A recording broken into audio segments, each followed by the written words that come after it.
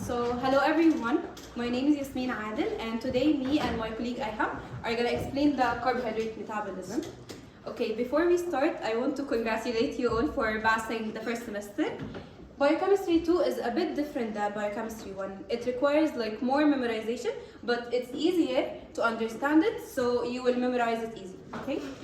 So this chapter has 5 subtopics: glycolysis, gluconeogenesis, pentose phosphate pathway, metabolism of other important sugar, and glycogen metabolism. And I'm going to explain the first 2, and then my colleague will continue. So before we start, how we study biochemistry. Basically, this chapter contains a lot of pathways, so you have to write. The first thing that you have to write the pathways. I would recommend getting a scratch paper, writing the pathway, and then examine yourself after 2 days. If you did any mistake, did any enzyme wrong, you will highlight it and practice it again. So in the exam, you won't take too much time on writing the pathway and wasting your time, okay? So the important thing is to write it more than 1 time. Practice a lot. Practicing in this course is very important because sometimes you know the pathway but you don't know how to answer the question. You got confused from a tricky word, for example. So you have to practice a lot and know how the questions usually came in this course.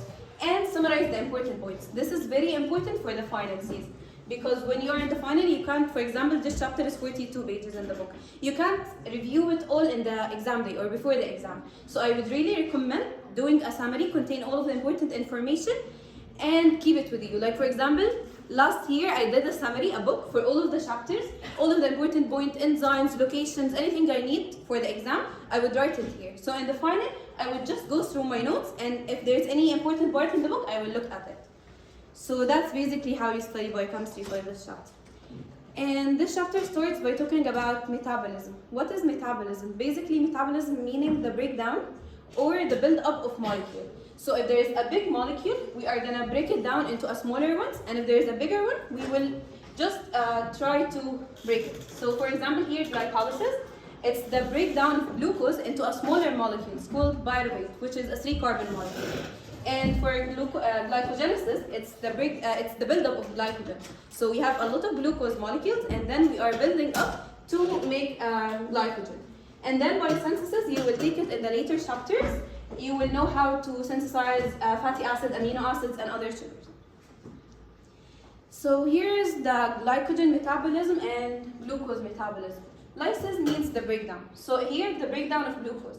Gluconeogenesis means the synthesis. So we are synthesizing glucose from non-carbohydrate precursor. And the same goes for the glycogen. Okay, we have 3 important biochemical pathways. The first one is the signal transduction pathway. It usually means that there is a receptor, a ligand or a hormone will bind to a receptor. So it's going to cause a cascade of actions that will activate something. So for example, here insulin will bind to its receptor, the cell gets message, the glycolysis is going to be activated. Core metabolic pathway, it's metabolism and catabolism. Catabolism means the breakdown of something, and anabolism meaning the building up. Genetic regulatory pathway, there is a small part. You don't have to know a lot about it, so I'm going to explain it at the end, okay? In the regulation parts. So to start, here's an overview of what glycolysis basically contains. First of all, you have to know the other names because sometimes it's going to be acid in the exam, like the second name for glycolysis. And then you have to know some important points. I summarized it here. So glucose, it enters glycolysis. And glycolysis, basically, it's a 10-step process. This 10-step, we have 3 irreversible steps. Step number 1, step number 3, and step number 10. We are going to know why they are irreversible, and we will talk about them. The glycolysis takes place in the cytoplasm, and it's an anaerobic process, which means it doesn't require oxygen. The products would be 2 ATP, 2 NADHs, and 2 pyruvate molecules. The pyruvate molecules will have 2 fates. Whether it will have oxygen and go aerobic pathway, which will be converted to something called acetyl-CoA. You will learn about it in chapter number 9. And Krebs cycle, and then electron transport chain to generate more ATP molecules for the cell. Or it will go a process called fermentation if there is no oxygen. So the fermentation, basically, it regenerates NAD+ for the glycolysis to continue. And we will talk about it as well. Okay, here's a summary for what I said. And the pentose phosphate pathway, which my colleague will explain. And this one, I feel it's important to know only here that this glycolysis, it contains 10 reactions and it's separated into 2 steps. The first one will produce something called glyceraldehyde 3-phosphate, and it will use 2 ATPs. So it's an investment phase. We are just donating ATPs. We didn't get any new ATPs. While in the second stage, we will start the recovery phase, which means that we will produce ATP to recover the one that we have lost, and we will produce a new one for the cell to use. Okay, so we will start right now with step number 1. I will start by saying the important points that you have to know, and then I will explain quickly the procedure. So what you have to know about this step, that it's an irreversible step using a hexokinase, and kinase will always have a co-substrate called magnesium. You have to put that in mind because it's very important. Kinases have a magnesium co-substrate always, and the function of the magnesium is to shield the negativity of the phosphate. So it will trap the phosphate and the glucose molecule inside the cell. So that's the important parts you have to know here. And hexokinase, it's an irreversible step. So it means it has an activators and inhibitors. We will talk about them in the regulation part. So glucose is converted to glucose 6-phosphate. So we could trap the glucose 6-phosphate molecules inside the cell and it won't go out. The second step is conversion of glucose 6-phosphate to fructose 6-phosphate. Why we are converting it? Basically here in the first carbon, it's an anomeric carbon and it is applied by hemiacetyl hydroxy group. So we want to phosphorylate it, but it's hard to phosphorylate glucose 6-phosphate. So basically we are going to convert it to the ketose form, fructose 6-phosphate, to be able to phosphorylate it more, and then we will break it down. So the enzyme here is phosphoglucose isomerase, okay? And you have to remember, very important part, that it has an enediol intermediate as a result of this isomerization reaction. It's very important to know this point. So what? Enediol intermediate. It's very important to note, okay? Because it usually comes in the exam. And step number 3, this is the first committed step in glycolysis. What does that mean? It means that the product that will be formed, which is fructose 1,6-bisphosphate, can't go to any other pathway. It will only continue in glycolysis. So it's the first committed step. And this enzyme, which is phosphofructokinase 1, it's the most important regulatory enzyme in the pathway. Okay? So you have to know here two things. That the first committed step in glycolysis is step number 3. And this enzyme is a fructose phosphokinase, and it requires magnesium as well. It's an irreversible. So till now, how many irreversible steps we took? 2. Step number 1, step number 3. Keep it in your mind. And kinase, it requires an MG. Okay, here, the fructose 1,6-bisphosphate, we already phosphorylated. It's equal. So now we are going to break it down into 2. So for example, here, we have a phosphate and 5 carbons. So here, the bond between the carbon number 3 and carbon number 4 is going to be broken down. So we will, So we will have 2 molecules. Each one will contain a 3 carbon sugar. So here, 3 carbon and a phosphate, 3 carbon and a phosphate. But the difference is that the dihydroxyacetyl phosphate is a ketone form because we can see the C double bond with O, while the glyceraldehyde 3-phosphate is an aldose form, okay? But here we have a slight problem that when we broke these down, the dihydroacetyl phosphate can't continue in the pathway. So I'm going to explain you why now, but you have to know in this step, which is step number 4, that the enzyme called aldolase will convert the fructose 1,6-bisphosphate into these 2 molecules. And there is an aldol cleavage, and the enzyme contains a lysine. It's very important to know it, okay? So this enzyme contains a lysine, and there is an aldol cleavage. Here we said that the dihydroxyacetyl phosphate can't continue in glycolysis. So in order not to lose this molecule, we are going to convert it to glyceraldehyde 3-phosphate by an enzyme called triose phosphate isomerase. So now we have a product of 2 glyceraldehyde 3-phosphate molecules that will continue in glycolysis. So from this step to later on, we are going to multiply everything we get. Like for example, if we got an ATP, we'll multiply it by 2, so it's 2 ATP, okay? Here for step number 6, we have now 2 glyceraldehyde 3-phosphate molecules. In this step, it's important to know that this step will have a product of 2 NADHs. So the first 2 NADHs produced in the cycle were in step number 6. So the glyceraldehyde 3-phosphate converted to something called glycerate 1,3-bisphosphate by an enzyme called glyceraldehyde 3-phosphate dehydrogenase. And since you guys, I saw a lot of questions in the group asking about this enzyme mechanism, I'm going to describe it in the next slide easily, so in order you would understand it more. But you have to know from this slide that this enzyme will convert the NAD+ to NADH, and it has an inorganic phosphate. If you remember in step number 1 and step number 3, the phosphate source wasn't from an inorganic phosphate, it was from ATP. But this step is the first step that actually we used an inorganic phosphate to phosphorylate it, okay? This is an important point you have to keep in mind as well. So this is basically the image. I don't know if you can see it well, or should I zoom it? 1 second. Okay, so it starts basically from here. This is the first step. Basically, this is the enzyme. The first step is the substrate. It will enter the enzyme active site. And the enzyme active site, which is glyceraldehyde 3-phosphate dehydrogenase, it binds to two things. The first one is NAD+. The second one is the sulfhydryl group. So it binds to two stuff. But now, since the glyceraldehyde 3-phosphate entered the enzyme active site, the sulfhydryl group is going to attack it because it will form a temporary link. So now the enzyme contained in the second step the NADH and the sulfhydryl group bonded to the glyceraldehyde 3-phosphate. This temporary bond, while the hydrogen is still here, it's called semi-hemiacetal, thiohemiacetal linkage, okay? So here the hydrogen group is still here, it's not left. So it's a thiohemiacetal group.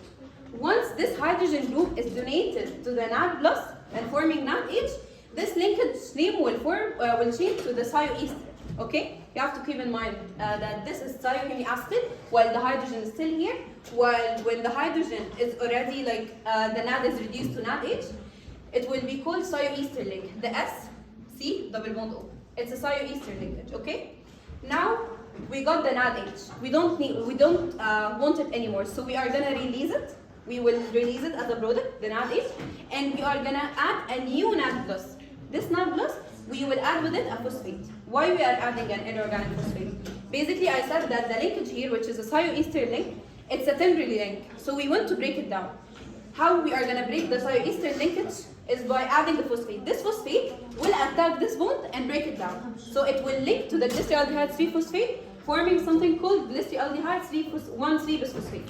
So basically, to summarize it, glyceraldehyde 3-phosphate entered, and then forming a thiohemiacetal bond, and then NAD+ is reduced to NADH, and thioester bond is formed. A new NAD+ and a phosphate is added, and then breaking the bond, making a product of glycerate 1,3-bisphosphate. Did you all get it, or do you want me to repeat this part? Okay. Going to the next, step number 7. This step is the first step that we will produce an ATP. We won't use an ATP. So in this step, we will start producing our first 2 ATPs because we said that this reaction is doubled, everything will be doubled. So we will start producing our first 2 ATPs. In what step? Step number 7, okay? You have to keep it in mind. So in step number 6, we produce the first 2 NADHs, and step number 7, we produce the first 2 ATPs. So when we are producing ATP, you have to keep in mind that this reaction would be called substrate level phosphorylation reaction. It's very important. We have 2 reactions, a substrate level phosphorylation reactions. This is the first one. So you have to keep in mind that the first substrate level phosphorylation reaction, and which reaction? Reaction number 7, yes. And this enzyme is phosphoglycerate kinase, so it's linked with magnesium co-substrate. But this enzyme is a bit special because this kinase is a reversible. So this is the first reversible kinase we see in this cycle, yes? Because in step number 1, which is hexokinase, step number 3, which is phosphofructokinase, they were irreversible. This one, it's a reversible kinase, okay? So it produces 2 ATP and it's a reversible kinase. Now we have a net production of ATP of what? Well, the net ATP that we did till now is what? Can anyone tell? 0. Yes, it's correct. So now we recovered the investment phase. We invested 2 ATPs and we produced 2 ATPs. So we now have a net of 0 ATPs. In this step, when we are converting glycerate 3-phosphate to glycerate 2-phosphate, this is an addition-elimination reaction. We are adding inorganic phosphate and we are removing an inorganic phosphate. So basically, the net production of phosphate here is 0, but we have a very important intermediate, which is glycerate 2,3-bisphosphate. You have to keep in mind that this is the first intermediate that we see in one reaction. And this enzyme is actually special because this enzyme, phosphoglycerate mutase, it takes the phosphate from carbon number 3, take it to itself, and donate a new phosphate to carbon number 2. Can anyone know why we shifted the phosphate from carbon 3 to carbon number 2? To increase the phosphate transfer potential. Yes, because next step we are gonna make a phosphoenol pyruvate. So since you answered this question, it's a bit of a hard question. You can choose one of the. Okay, so now what you have to do from this step is that glycerate 2,3-bisphosphate is an intermediate here, and we involve a histidine residue. It's very important to know as well. Histidine residue is in this step. So in step number 8, the enzyme, it involves a histidine residue, okay? So now, where was the lysine residue? We talked about that there is a lysine in one of the enzymes, yes? Yeah, what is the enzyme there? Aldolase. Aldolase, that's correct. So the enzyme aldolase has a lysine, while here there is a histidine. You have to know this because they are important. Now, what's your name? As Abdurrahman said, we converted the carbon to here, the phosphate to the carbon number 2, because in the phosphoenol pyruvate, the carbon should be in, the phosphate should be in carbon number 2. So we actually was preparing it to the next conversion. And in this, we are converting glycerate 2-phosphate, which has a phosphoester bond. What is a phosphoester bond? It's basically when the phosphate binds to the carbon and hydrogen. We convert it to something called a phosphoenol pyruvate, which is having an enol phosphate group. So instead of phosphate ester bond, it's now an enol phosphate bond. Here we can see the phosphate, carbon, carbon, carbon double bond, it's an enol. So we converted the ketone form here to an enol form here to get a high phosphoryl transfer potential in the phosphoenol pyruvate, okay? And it's a dehydration reaction. So the enzyme enolase remove this OH and remove this H to produce water molecule. Okay, here's the last step for the glycolysis pathway. This step is irreversible, and it results in 2 pyruvate molecules. So here, the phosphoenol pyruvate is going to be converted to something called pyruvate. Now, since I said irreversible, does anyone knows why this step is reversible, or choose here that it's reversible? The intermediate is reversible. Yeah, you are correct. The intermediate is reversible. From the phosphoenol pyruvate to the pyruvate enol form, it's still enol form, it's a reversible step. But the entire one, because the pyruvate enol form, it's unstable. So it's immediately going to be shifted to the ketone form. But the entire, you have to remember that the entire reaction is an irreversible reaction. Okay? And we are producing our second 2 ATP cells. So now we have a net of 2 ATPs. Okay? And the enzyme is called pyruvate kinase. We said kinases have a co-substrate of what? Magnesium, yes. So a magnesium co-substrate is always included. Now for the fates of pyruvate. I told you at the beginning of the session that it has 2 fates. If there is oxygen, it will go to a citric acid cycle electron transport chain, and the pyruvate will be fully oxidized. But in the absence of oxygen, we will have two steps. Pyruvate will either make something called alcoholic fermentation and produce ethanol, or it will do something called homolactic fermentation or lactic acid fermentation, and it will produce lactate. You have to know the locations to be on the safe side. The alcoholic fermentation, it's in the yeast and some bacterial cells, while homolactic fermentation, it will be muscles and red blood cells. So basically, that's what I said here. And this is the lactic acid fermentation. You have to know the enzymes. Pyruvate is going to be converted to lactate, yes? So it's a lactate dehydrogenase. And can anyone remember what is the main goal of fermentation? I said it at the beginning in the overview. To make an NAD+, sorry. So the main target here, we are reducing a NAD+ and a lactate molecules by something called lactate dehydrogenase. So pyruvate to lactate, lactate dehydrogenase, and NAD+. So you will supply it here. Can you remember when glyceraldehyde 3-phosphate required a NAD+, and then we produced a NADH? So the source of this NAD+ is the lactate here, which is a lactic acid fermentation process, okay? Alcoholic fermentation, it requires 2 enzymes. So pyruvate will be converted to something called acetaldehyde, and the acetaldehyde will be converted to ethanol. The molecule here will be pyruvate decarboxylase. Decarboxylase, so removing of carbon. So the first step, we are removing carbon. Second step, we are regenerating the NAD+. Okay? Okay. this is the key takeaways that you have to take from the pathway. They are very important, and usually you will get a question at least from this. So, end product of glycolysis. I'm gonna ask. What is the product of glycolysis? Yes. Yes. What is the fates that we talked about? There's two fates for virus. Yes. And irreversible steps. 1, 3, and 7. Yes, you're correct. And you have to know it's in the cytoplasm and it doesn't require oxygen. Alright, we're gonna start off with our game, or our competition basically. We're gonna be discussing how this is gonna work. I need participation from everyone. Okay? You guys in the middle, one of you goes on this side, two of you sit on that side, okay? Alright, so blue team versus red team. We all know this? Okay. These are our buzzers, they make fun noises. Okay, that's the red team. Please. Here. Okay? Differentiate between the sounds because we need everyone's help to make sure who answers first. Okay? It's gonna be quite simple. We're gonna show you the question only once we pick the people. Right now, none of you get to know the question. So I'm gonna have everyone who wants to answer a question raise your hand up. The question will be basically about what we For both teams, everyone raise their hand up, whoever wants to answer. Okay. A lot of comments. Alright. Everyone will get their turn. We have a lot of questions, even more than you get in your exam. Okay. So stand here, please. If he doesn't know the answer, Yes. Okay, so you can only use one hand. You have to put your hand behind your back. The one that you're going to answer with. Behind your back. You have to put it behind your back. The one that you're going to answer with, okay? The one that the first will answer. Exactly. Once we show the question, you have time to read it. As soon as you know the answer, you hit the buzzer. The first person that hits the buzzer will let them answer. You don't just bladder out the answer, okay? After which, we will see if the answer is right or wrong. If it is wrong, the other team has a chance to steal the question. If they also get it wrong, we move on. But if they get it right, they get all the points. But the points will be a little bit reduced, okay? Wait, so when I press it, do I not answer immediately? No, you don't. We have to see who answered first and then we'll let them choose, okay? Are we ready? First question.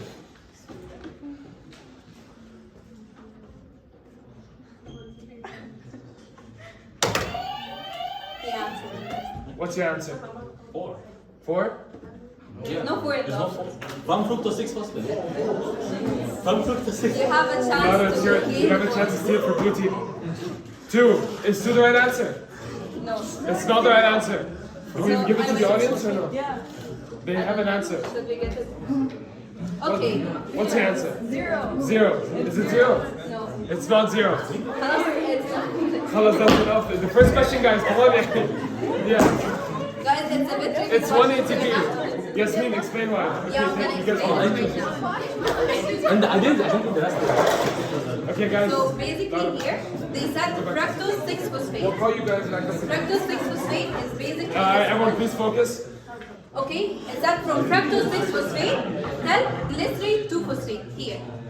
You have to calculate the ATPs. So now, we used 1 ATP here, so it's minus 1 ATP. And we produce 2 ATPs here. It's 2 ATP production. So 2 minus 1 is equal to 1 ATP. You have to focus on the question to be able to answer it because we skipped the first step. So we didn't use this ATP. We used only this ATP in step number 3, and then we produced 2 ATPs in step number 7, okay? You all got it, or should I repeat it? Alright, next question. Alright, who wants to answer this? There's photos in here. Who wants to answer this? Raise your hands up right now. Okay, you two yellow. Come on. I want to see everyone raise their hands because we have a lot of questions. I want everyone to answer. Okay, put your hand that you're going to answer behind your back. You're going to read the question, and once you have the answer, you hit the buzzer. Okay? You have one chance. Ready? 3, 2, 1. Any day now. Okay, there you go.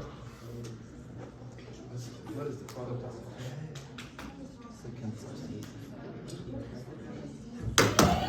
Yeah. What's the answer? Yeah. Yes, it's A, correct.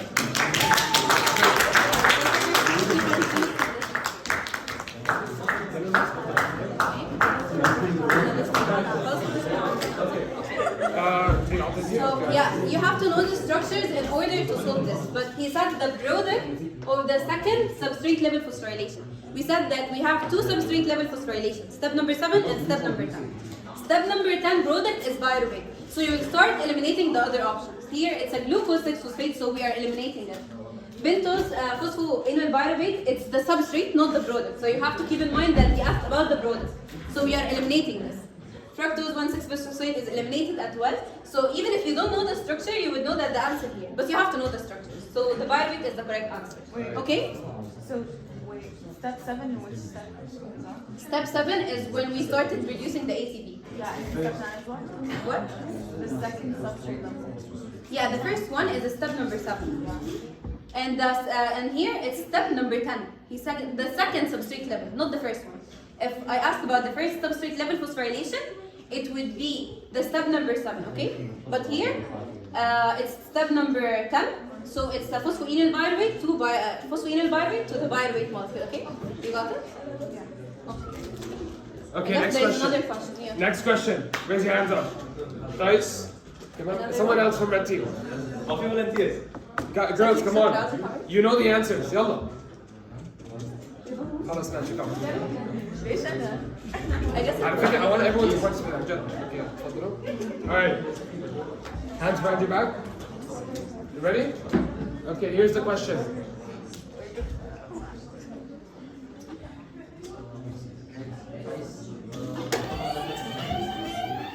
Aldose to ketos, music, aldose to ketos. You have to say an answer right now. Enolace. Huh? Enolace. Is enolace the answer? No. Guys, you have a chance to steal. D. D. Is D the answer? No. No. Can you I will tell you that. Should we give it to the audience? Do you want to give it to the audience? Okay, you can answer. C. C. Is Yeah, C the it's a answer? correct answer. Okay, good So job. which group? You're red team, صح? Red team. Okay, so Another team. basically I'm gonna explain why. You remember from guys, focus with me to explain this.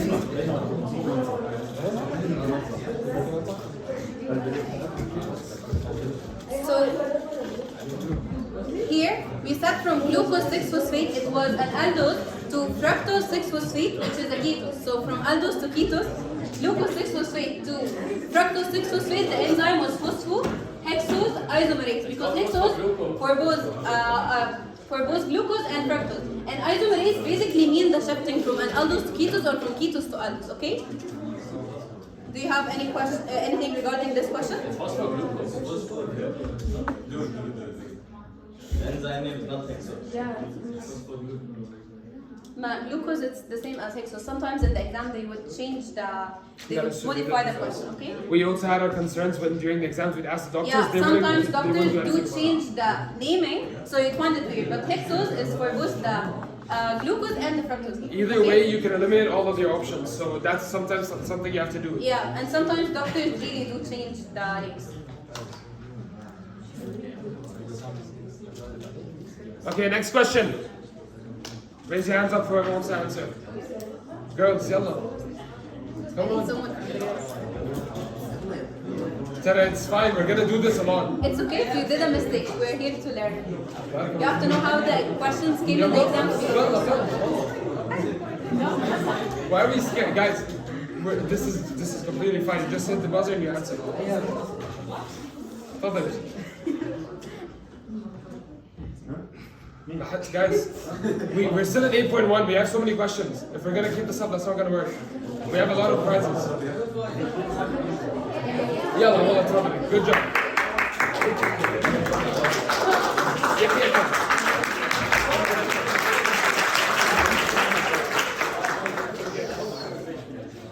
Alright.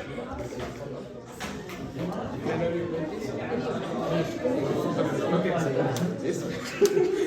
Hands behind your back. Hands behind your back. Okay.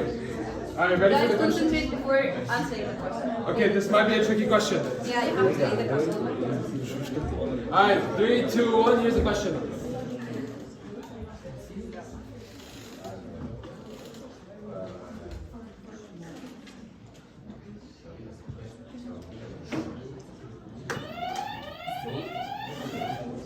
C, is C the right answer?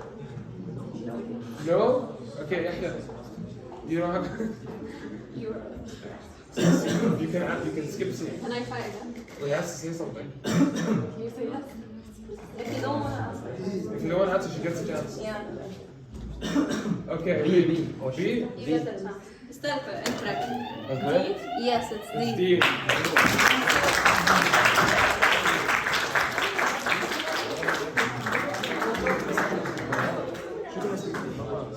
I'm gonna explain it here, guys, and until the screen is off. So he asked from fructose 1,6 bisphosphate till the end of glycolysis. So basically, we didn't use any ATPs. We only produced ATPs. So we produced here 2 ATPs and here 2. So we have a net production of 4 ATPs and 2 NADHs, not NADHs, okay? So since we started from fructose 1,6 bisphosphate, we didn't use any ATP molecules. We only started producing 2 NADHs, 2 ATPs, and another 2 ATPs. So the answer would be 2 NADHs, 2 ATPs, and 2 ATPs, so it's 4 ATP molecules, okay? You have to concentrate from which we start, because usually doctors don't start from the beginning. They will start at the middle, an intermediate. Can you explain it again? Okay, so he asked about starting from fructose 1,6 bisphosphate till the end of the cycle. How many molecules were produced? So the options, we eliminate the ATPs that we use. We didn't use this one and we didn't use this one. So it's like we can't see them. So we only produced a new ATPs. We didn't consume any. Because in step number 1, we consumed an ATP to phosphorylate, yes? And in step number 3, we consumed an ATP to phosphorylate again. But since we started from here, like we will be starting point, start, we won't consider these. Like imagine they don't, so here starting 2 NADHs produced, 2 ATPs produced, and another 2 ATPs produced. Let me say I started from fructose 6-phosphate. How many molecules will be produced? 3 ATP and 20. Yes, 3 ATP and 2 NADH. So you have to concentrate where is the starting point because the answer will be different regarding to this, okay? Okay, guys, regarding the regulation of glycolysis here, we are going to start by allosteric regulation and then hormonal regulation and gene-induced regulation, okay? For the allosteric regulation, it only regulates the irreversible steps. So step number what? You know the 3 irreversible steps. 1, 3, and 7. So hexokinase, phosphofructokinase 1, and pyruvate kinase. We will start by hexokinase. Basically, hexokinase contains 4 isoenzymes, which is hexokinase 1, 2, 3, and 4. 1, 2, 3, they are similar. They have the same inhibitor, same mechanism, only different location. But hexokinase 4, it's a slightly different, and I'm going to talk about them after listing the location. For the locations, you have to know them, I would say, to be on the safe side. We didn't have questions before about them, but to be on the safe side, the doctors explain them, yes? Yeah, the doctors explain them, and you have to know them to be on the safe side. So for hexokinase 1, it's everywhere, but it's especially in brain and kidney, and also it present in a smaller quantity in muscles and pancreatic beta cells. Hexokinase 2, it's in the skeletal muscle and adipose tissue. Hexokinase 3 is everywhere as well, but it's have higher concentration in liver, kidney, and lung. Liver, lung, and kidney. Okay? Hexokinase 4, it's a bit different. The name of hexokinase 4, the another name is glucokinase. I'm gonna explain for you guys why. And the locations will be liver cells, pancreatic cell, intestine, and the brain. So starting here for hexokinases, I will talk about a small point here. I basically asked Dr. Wasim, all you have to know is like this text. So hexokinase 1 and hexokinase 2 bind to something called VDAC. This VDAC is like a pores in the mitochondria. So basically, if we can imagine it, they would be pores here, and here, here. Yes, and the hexokinase 1 and 2 will be attached to these pores. What is the function? They will wait the ATPs to come out of the mitochondria, so they will take them immediately without going to the cytosol. So we are not taking the ATPs of glycolysis. We are taking an ATPs here from something called oxidative phosphorylation. So we are taking them to supply the glycolysis. You can remember step number 1 and step number 3, we use ATPs. So the source would be from here. So hexokinases would wait for the ATPs here, take them to make a faster phosphorylation for the glucose molecules, okay? Do you have any question regarding this point? It's hexokinase 1 and 2. Here for hexokinase 1, 2, and 3, you would basically imagine them as a one that will be activated in the survival mode. they will work under a very low glucose concentration, only to supply the brain and muscle cells from starvation. So it would prevent the starvation of these brain and muscle cells. They would never starve. So they work well in the very low glucose molecules. So imagine 1, 2, and 3, they are for the survival mode, okay? And they are all inhibited by glucose 6-phosphate, because when we have a high glucose 6-phosphate, we have already enough glucose. We don't want a lot of glucose because it only works when there's a low glucose concentration and when we need to rescue the brain and muscle organs from starvation, okay? So it will be inhibited by glucose 6-phosphate. 1, 2, and 3 inhibited by glucose 6-phosphate, works under very low glucose concentration, okay? For 4, it's a bit different. 4 doesn't work for the survival mode. 4, glucokinase, hexokinase 4, which is a glucokinase, it needs a high glucose concentration to work. So basically, it's for storage. When you eat a meal, after a meal, you have to take the glucose molecules and convert them to glycogen. So that's basically the glucokinase function here. It will work under a very high glucose pressure. It's activated only after a meal, and it's not inhibited by glucose 6-phosphate because it wants to build up and make glycogen molecules. It stores them in a glycogen. So here it's the same thing. After a meal, the blood glucose rises, tissues take the glucose first, and the excess will be converted to glycogen, okay? You understood this point? Okay. So here how the glucokinase, which is hexokinase 4, is regulated. Basically, I want you to memorize here 2 points. That molecules called fructose 1,1-phosphate will cause a breakdown of the glucokinase from something called glucokinase receptor protein. When the glucokinase receptor protein is binded to a glucokinase, they will deactivate glycolysis. And we don't want it. We want here in the glucose, when the glucose concentration is high after a meal, we want to convert it to glycogen. So fructose 1-phosphate will release the glucokinase from glucokinase receptor protein, okay? Fructose 1-phosphate. Fructose 1-phosphate will job is to release, okay? When it's released, it will be moved back to cytoplasm because when the bond happens here, it's in the nucleus. We want to detach the glucokinase from glucokinase receptor protein, send it back to cytoplasm, start phosphorylating again, okay? Fructose 1-phosphate. When the glucose levels are low, fructose 6-phosphate will work. Fructose 6-phosphate will do exactly the opposite. It will attach the glucokinase to the glucokinase receptor protein, stored in the nucleus, and it's an inactivated, okay? So we deactivate the glucokinase when the glucose levels are low by fructose 6-phosphate, okay? You got this point? So what is the job of fructose 1-phosphate? Activate the Yes, by detaching the glucokinase from the glucokinase receptor protein. While fructose 6-kinase, it attaches them together. Okay. For the allosteric regulation, this table is very important. Like most likely you would get a question on your next exam. You have to remember the inhibitors and activators very well. So starting from hexokinase, it's basically activated by high levels of glucose or AMP. It's not listed here, but it's inhibited by glucose 6-phosphate, which is the product. So it's a product inhibition. And all of them are inhibited by ATP. You have to know it. Inhibitors in the glycolysis always will include an ATP. Why? Because ATP says that we have a high energy state. We don't want to break the glycolysis or glucose molecules to produce energy. So always ATP here will be an inhibitor. AMP is an activator, okay? And then you have to know all of the activators and inhibitors. Do you want me to say them or you memorize them? I will say them. Okay, so here for the phosphofructokinase, you remember it's a step number 3. We said it's the most regulated step and it's the most regulated enzyme. You have to keep that in mind. And it's activated by something called fructose 2,6-bisphosphate. Did we take a fructose 2,6-bisphosphate in the pathway, the glycolysis pathway? No, so it's not an intermediate. You have to make sure. You have to be careful. Fructose 2,6-bisphosphate, it's not an intermediate.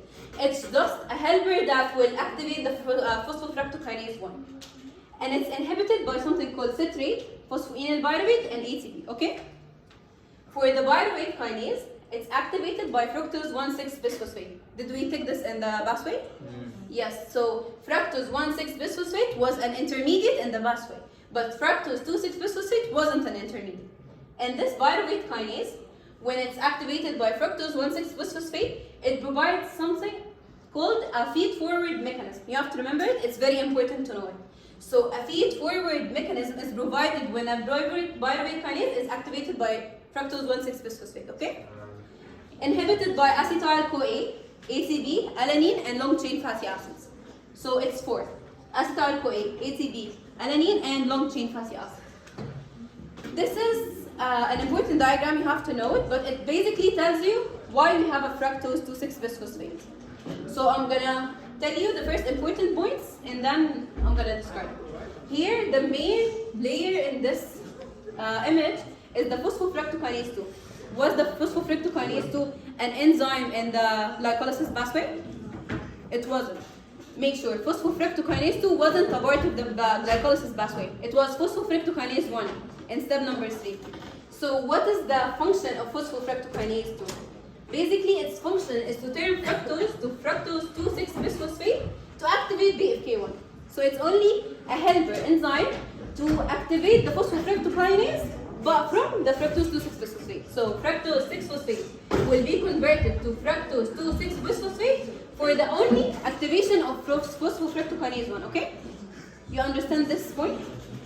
Okay, so now how we activate or deactivate the phosphofructokinase 2? Basically, when we have a high glucose level concentration, what's gonna be activated? Insulin, because we want to break down glucose and generate energy. So insulin will be activated.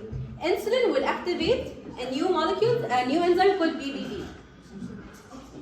And this molecule will basically cause the phosphofructokinase inactive form to be active. So when the glucose levels are high, insulin will be activated, will activate the phosphofructokinase. And phosphofructokinase is going to be deactivated by something called glucagon. When it's going to be deactivated? When the glucose levels are low. So now it will be deactivated by phosphorylation. Like when we're adding a phosphate to the phosphofructokinase 2, it will be deactivated, okay? Do you have any questions regarding this? And we have another point that fructose 2,6-bisphosphatase, which is a removing phosphatase, meaning a removing a phosphate. Here, it has the same work of glucagon. It basically inhibits the BFK2. So it's opposite to the BFK2. It returns the fructose 2,6-bisphosphate to fructose 6-phosphate. And it's not a part cell of any enzyme because it's 2,6-bisphosphate. We will take another enzyme, but in the gluconeogenesis, it will be fructose 1,6-bisphosphatase 1. So this one is not related. You have to keep in mind, phosphofructokinase 2 is not a part of the glycolysis. Fructose 2,6-bisphosphate is not a part of glycolysis as well, okay? And here, we just said it, glucagon in the fasting state, when we have a low glucose molecules, my colleague will gonna explain the signal pathway of it soon. And so you have to know that glucagon would basically decrease the glycolysis activity.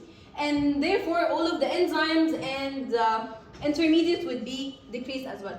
So a decrease in phosphofructokinase, pyruvate kinase, fructose 2,6-bisphosphate, everything will be low, okay? So glucagon will always decrease the glycolysis. Glucagon decrease the glycolysis. Insulin will activate the glycolysis pathway and inhibit gluconeogenesis, okay? Okay, here for the insulin, I said after a meal, it will start breaking down. So it will increase the glycolysis activity. It will increase the BFK activity. It will increase the intermediates, okay? And it's gonna be, the uptake of glucose is by something called GLUT4. It will basically let the glucose enter from the cell membrane. You don't have to know anything about GLUT4 right now because you will study it in the last chapter in this semester. Here for insulin, it's basically what I said, but you have to keep in mind also another point, that the insulin will activate something called transcription factor SREBB1C. It's the only point that's important here. So it only activates this molecule. And this image is just for this part, I asked Dr. Wasim about what should you know. So the most important points that you have to know is that the glucose-induced gene expression would be regulated by something called SHREP MLX complex. This is the first information that you have to know from this. That it's regulated by SHREP MLX complex. And this SHREP will enter the nucleus and bind to something called CHRES, okay? So here there is two important information. That the glucose-induced gene expression, it's regulated by strep MLX complex, and this strep will enter nucleus and bind to this element. The binding basically activates the fat synthesis and a lot of things, but the main points to know is these 2 points. Here the AMB and ATP ratio, I guess you know it very well right now. What happens when the ATP levels are high?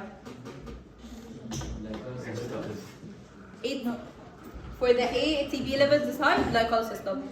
While when the A and B ratio is high, it's activated because A and B activate the irreversible steps while ATP inhibits them. So when the A and B ratio is high, it will turn on the catabolic pathways like glycolysis.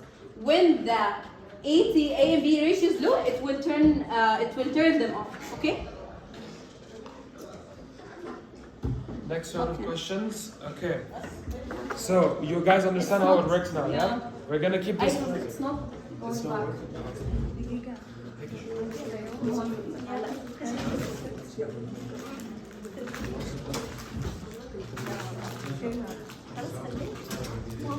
Alright, so we're gonna follow through the same mechanism. Okay, we're gonna follow through the same mechanism. Blue team here, red team here. Okay. Who wants to answer this question? Raise your hands up. Yalla, red team.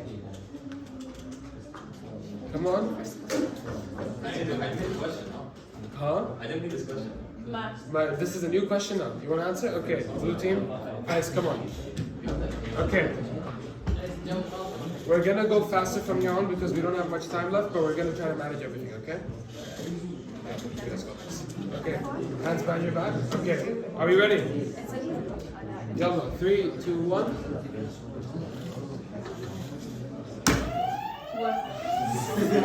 Yeah, it's correct. A. Okay. So that's yeah.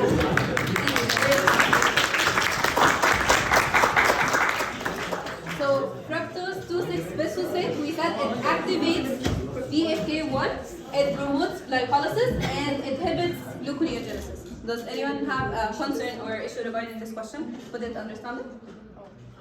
Okay, so we're good to go. Okay, for the next question, we want one from this team and one from this team. Yalla, raise your hands up, guys. Come on. Yalla, guys. Yalla, Anjad, come on. Yalla, Reem, again. Tfadal.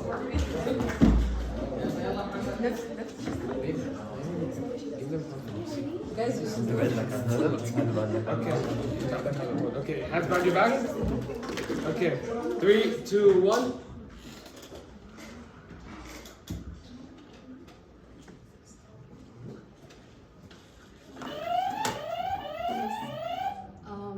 B? No. You have the chance to answer.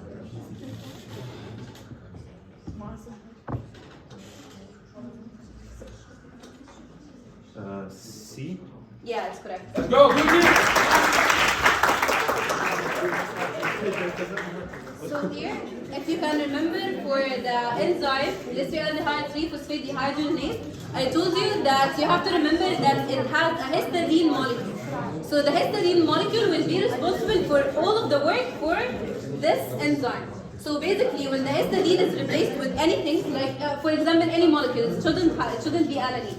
If histidine is replaced, all of the pathway will be inhibited. So the oxidation of glyceraldehyde 3-phosphate, which is the reduction of NAD+, will be inhibited, and therefore the phosphorylation will be inhibited as well. Yes? Is the phosphorylation done by, first of all, attacking the thioester? Yes, but it attacks the diester. If you can remember, wait, I will show you the picture to let me know. We will send the PowerPoint, but if you can remember, there is a thiohemiacetyl bond first when we donate the hydrogen. So if we didn't donate the hydrogen from the first place, it will break what? It needs to break the thioester bond. Because when we are donating the hydrogen to the NAD+, we are forming a thioester bond. And the phosphate role is to break the thioester bond. So we didn't also form the thioester. So we're not gonna break it. Is it just because it's not going to proceed with the... Yeah, it's not gonna proceed. So the oxidation and phosphorylation is both inhibited. So for example, if I said any molecule instead of alanine, it will still be the same answer, oxidation, phosphorylation, inhibited. Okay. Next question. This has some word pictures in it, so it might be easier. Yalla. I've been looking at you guys for the entire time. Go on. We want another participant. هاي مش حافظة. يلا مريم تعالي مريم إن شاء الله. Guys, It's an easy question. If you focus, we like just answer it, okay? okay, you come on. من البنات. يلا. come on. Guys, there's like free food. Yani, this is not going anywhere. If you're not getting it, I'm not giving it to I you. think it's because they don't want to show you the video. If it's about that, you can mention it. Okay. أعرف بس you have to know the structures in order to answer it. Okay, so these are the structures. We're going to reveal the question and then you can have the chance to answer, okay? Hands behind your back. The hand behind you're going to answer it. Okay. Alright, here's the question.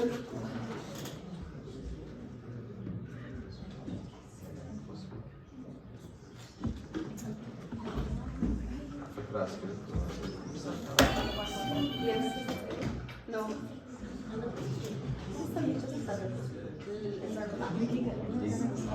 D?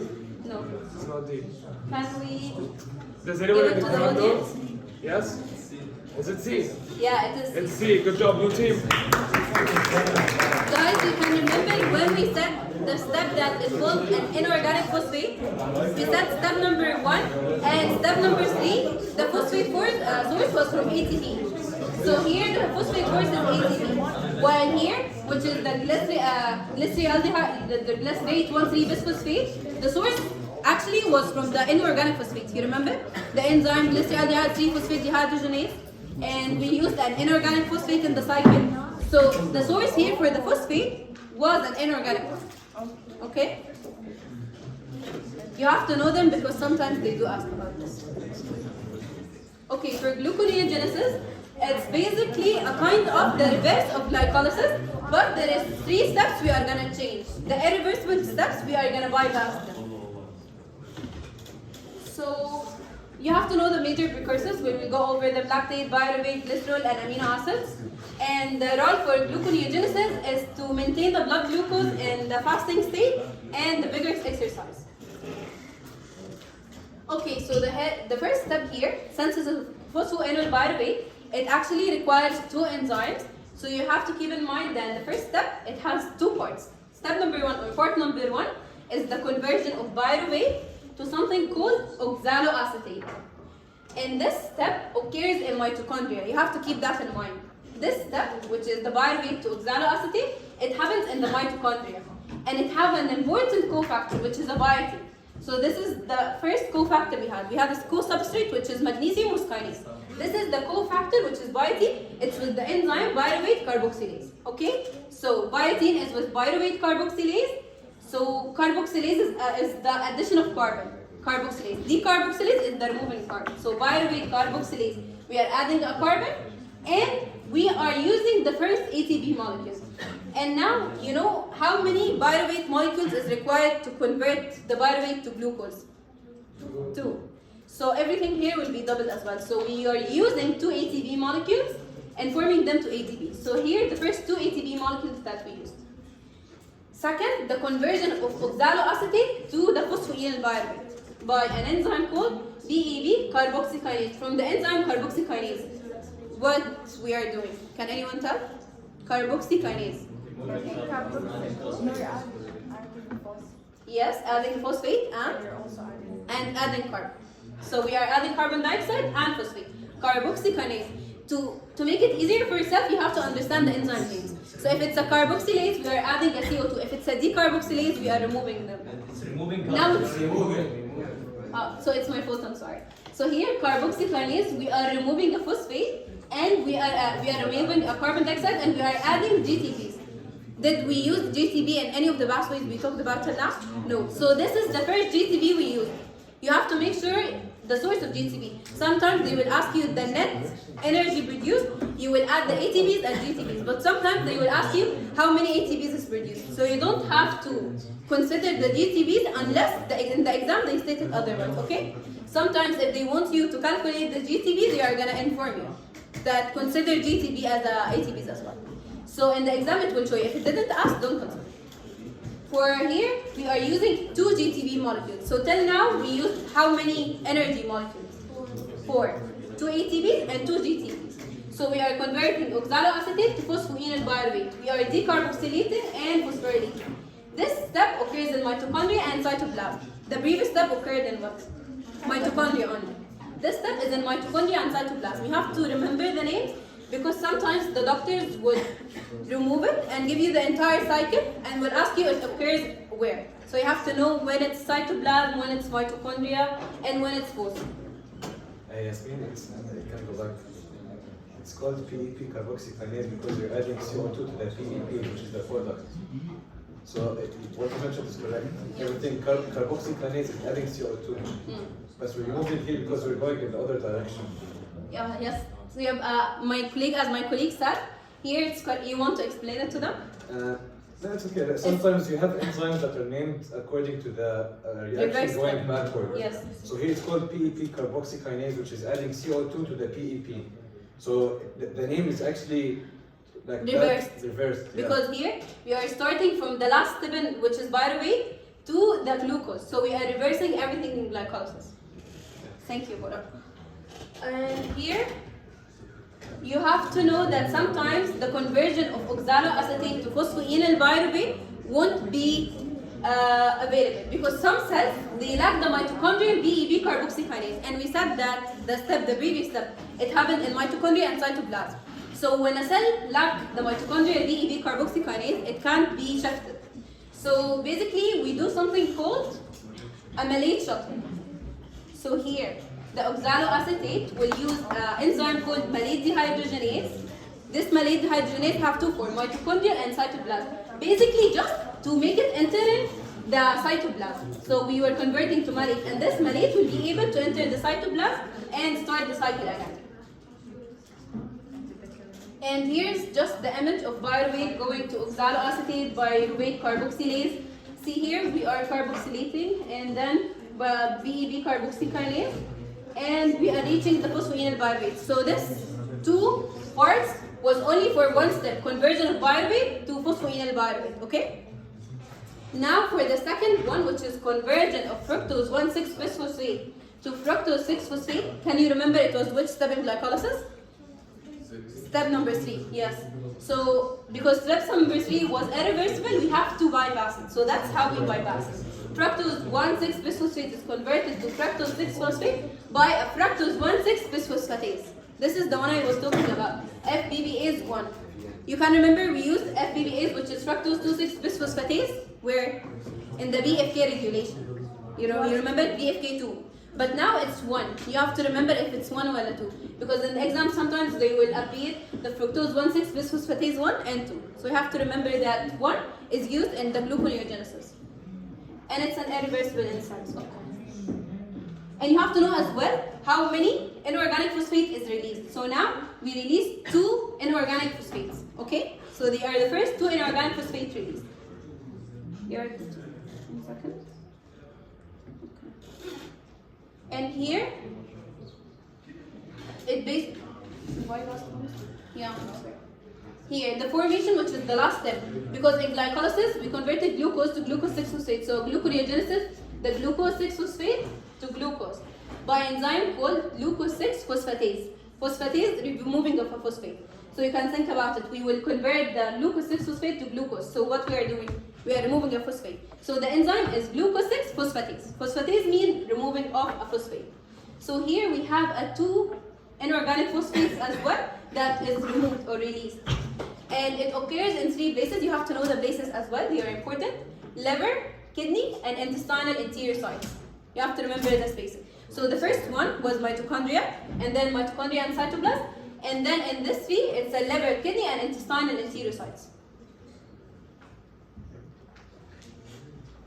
For the substrate cycle, it basically means the enzyme in glycolysis and its opposite in the gluconeogenesis. Like here, for example, the glucose to glucose 6-phosphate is a part of glycolysis, and the other part, glucose 6-phosphate to glucose, it's a gluconeogenesis. Together, they are called a substrate cycle.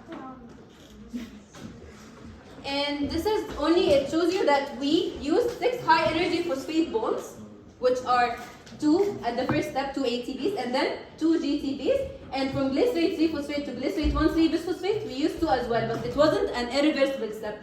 So we just flipped it, okay? So you have to remember, 2 ATPs here, 2 GTPs here, and 2 ATPs here. So total of 6 high energy phosphate bond. If they ask about ATPs, they are 4.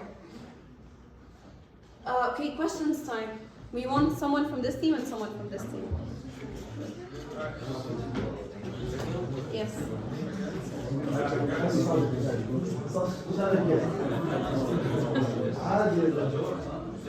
Okay, celebrate.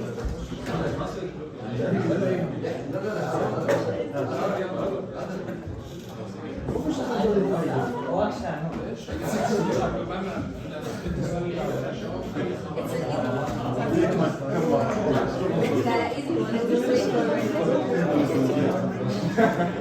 Okay, يلا ياسمين.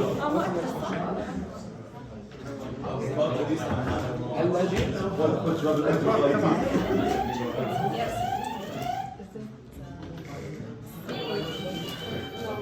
What is it like? No. Oh, no. Yes. No, no. See. It's not Show the answer, show the answer. the answer is none of the above. You can remember. Why is is none of the above because it's not listed. Yasmin, let's go to the next question. Okay, here for the substrates, we have 3 important substrates: lactate, glycerol, and amino acids. Starting with lactate. Lactate performs something called a Curie cycle. Curie cycle is basically when a glucose in the muscle cell is converted to pyruvate during exercise because we are using glucose during exercise. So the glucose will be converted to pyruvate and pyruvate will be converted to lactate. Can you see this? Okay. So pyruvate is converted to lactate in muscle cells and then lactate will go back to the liver and convert that to glucose by gluconeogenesis. That's basically how lactates work. So lactate come from the muscle, go to the liver, and then be returned back as a glucose molecule again in the liver by gluconeogenesis. For the glycerol part, you have to know that it is from the triacyl glycerol breakdown. What is the triacyl glycerol breakdown? It's not important right now, you will take it in the lipid synthesis chapter. But for now, you have to know only that the source of glycerol is triacyl glycerol breakdown. And this is important. You have to know that the glycerol will be formed to glycerol 3-phosphate by an enzyme called glycerol kinase. It requires ATP, and then glycerol 3-phosphate will be converted to DHAB and continue in the gluconeogenesis. So it enters through the glycerol, will be converted to glycerol 3-phosphate, and the glycerol 3-phosphate will enter to DHAB and continue. So we will remove all the steps below it. It starts only from the DHAB, which is dihydroacetone phosphate. Okay. For the amino acid, you have to know that the most important gluconeogenic amino acids are alanine and glutamate. It's very important to know because they usually do ask about them. So alanine, glutamate are the most important gluconeogenic amino acids. And basically, pyruvate binds to something called glutamate by an enzyme called alanine transaminase to be converted to alanine and alpha-ketoglutarate.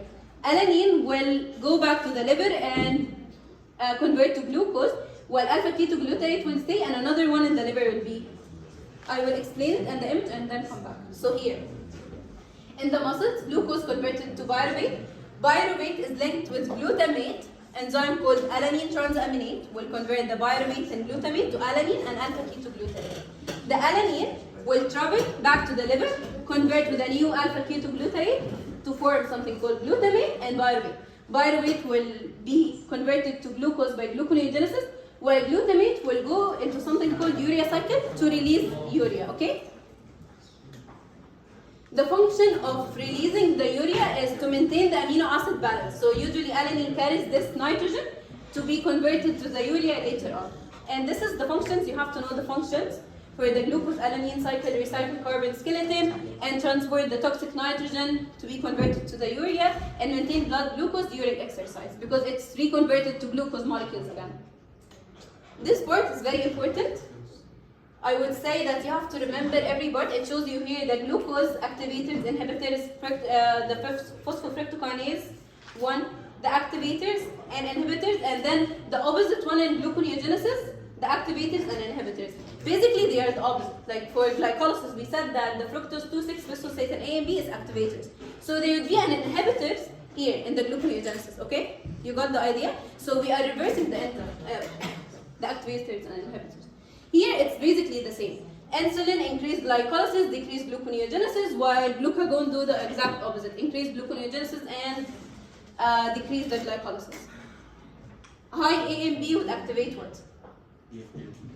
The high A and B ratio, glycolysis. And the high ATP will deactivate glycolysis and activate gluconeogenesis. These two equations are very important. You have to know them because they can ask you that choose the glycolysis equation, and they will give you a lot of equations. They might only change 2 ATPs to 3 or 1, 2 VI, so you have to remember it. It's really important. They can even mix the arrow, just the arrow alone, the whole equation. Yes, you have to remember every single part in Even this the water. equations. Even the water and hydrogen molecules, because they do change them. So for glycolysis and gluconeogenesis, I listed them here, you have to remember that. Okay, last set of questions for 8.2 before we go on to 8.3. Yalla, come on, raise your hands up. Yalla, ta'al. Go on. Yalla. Yalla. You girls really need to practice. Trust me, it's going to be fun. There's a lot of rewards here. I mean, listen, I bought all of this. I want you guys to have it.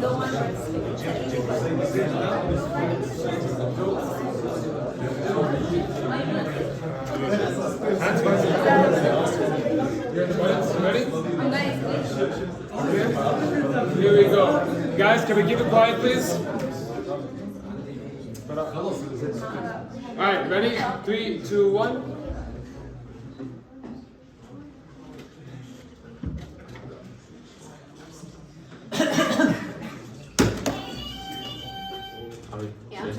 I'm pretty sure. And I saw You press first? I'm he pretty pressed, sure. but it didn't make a sound. No, I didn't hear it. Time Nashi, what's the answer? See.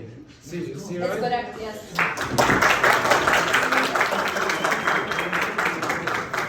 can give him a point as well, actually, no, this one. Okay. Lactate, he here asked about Curie cycle.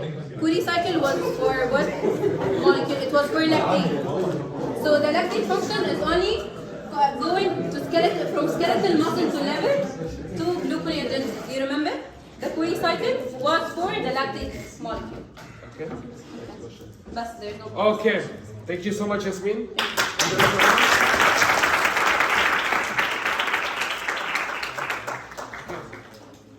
Assalamu alaikum, my name is Ayham. I'm going to be starting off from 8.3 till the end of the chapter, okay? So bear with me. Yalla? Okay, here we go. So, pentose phosphate pathway. What is it? It's not like your other typical pathways. It follows a different metabolic pathway. It doesn't follow like glycolysis. What do we do with glycolysis? Does anyone know? Why do we do glycolysis? Preparation for the TCA. Other than that, pyruvate, ATP, exactly, one energy. Pentose phosphate pathway does not do this. Okay?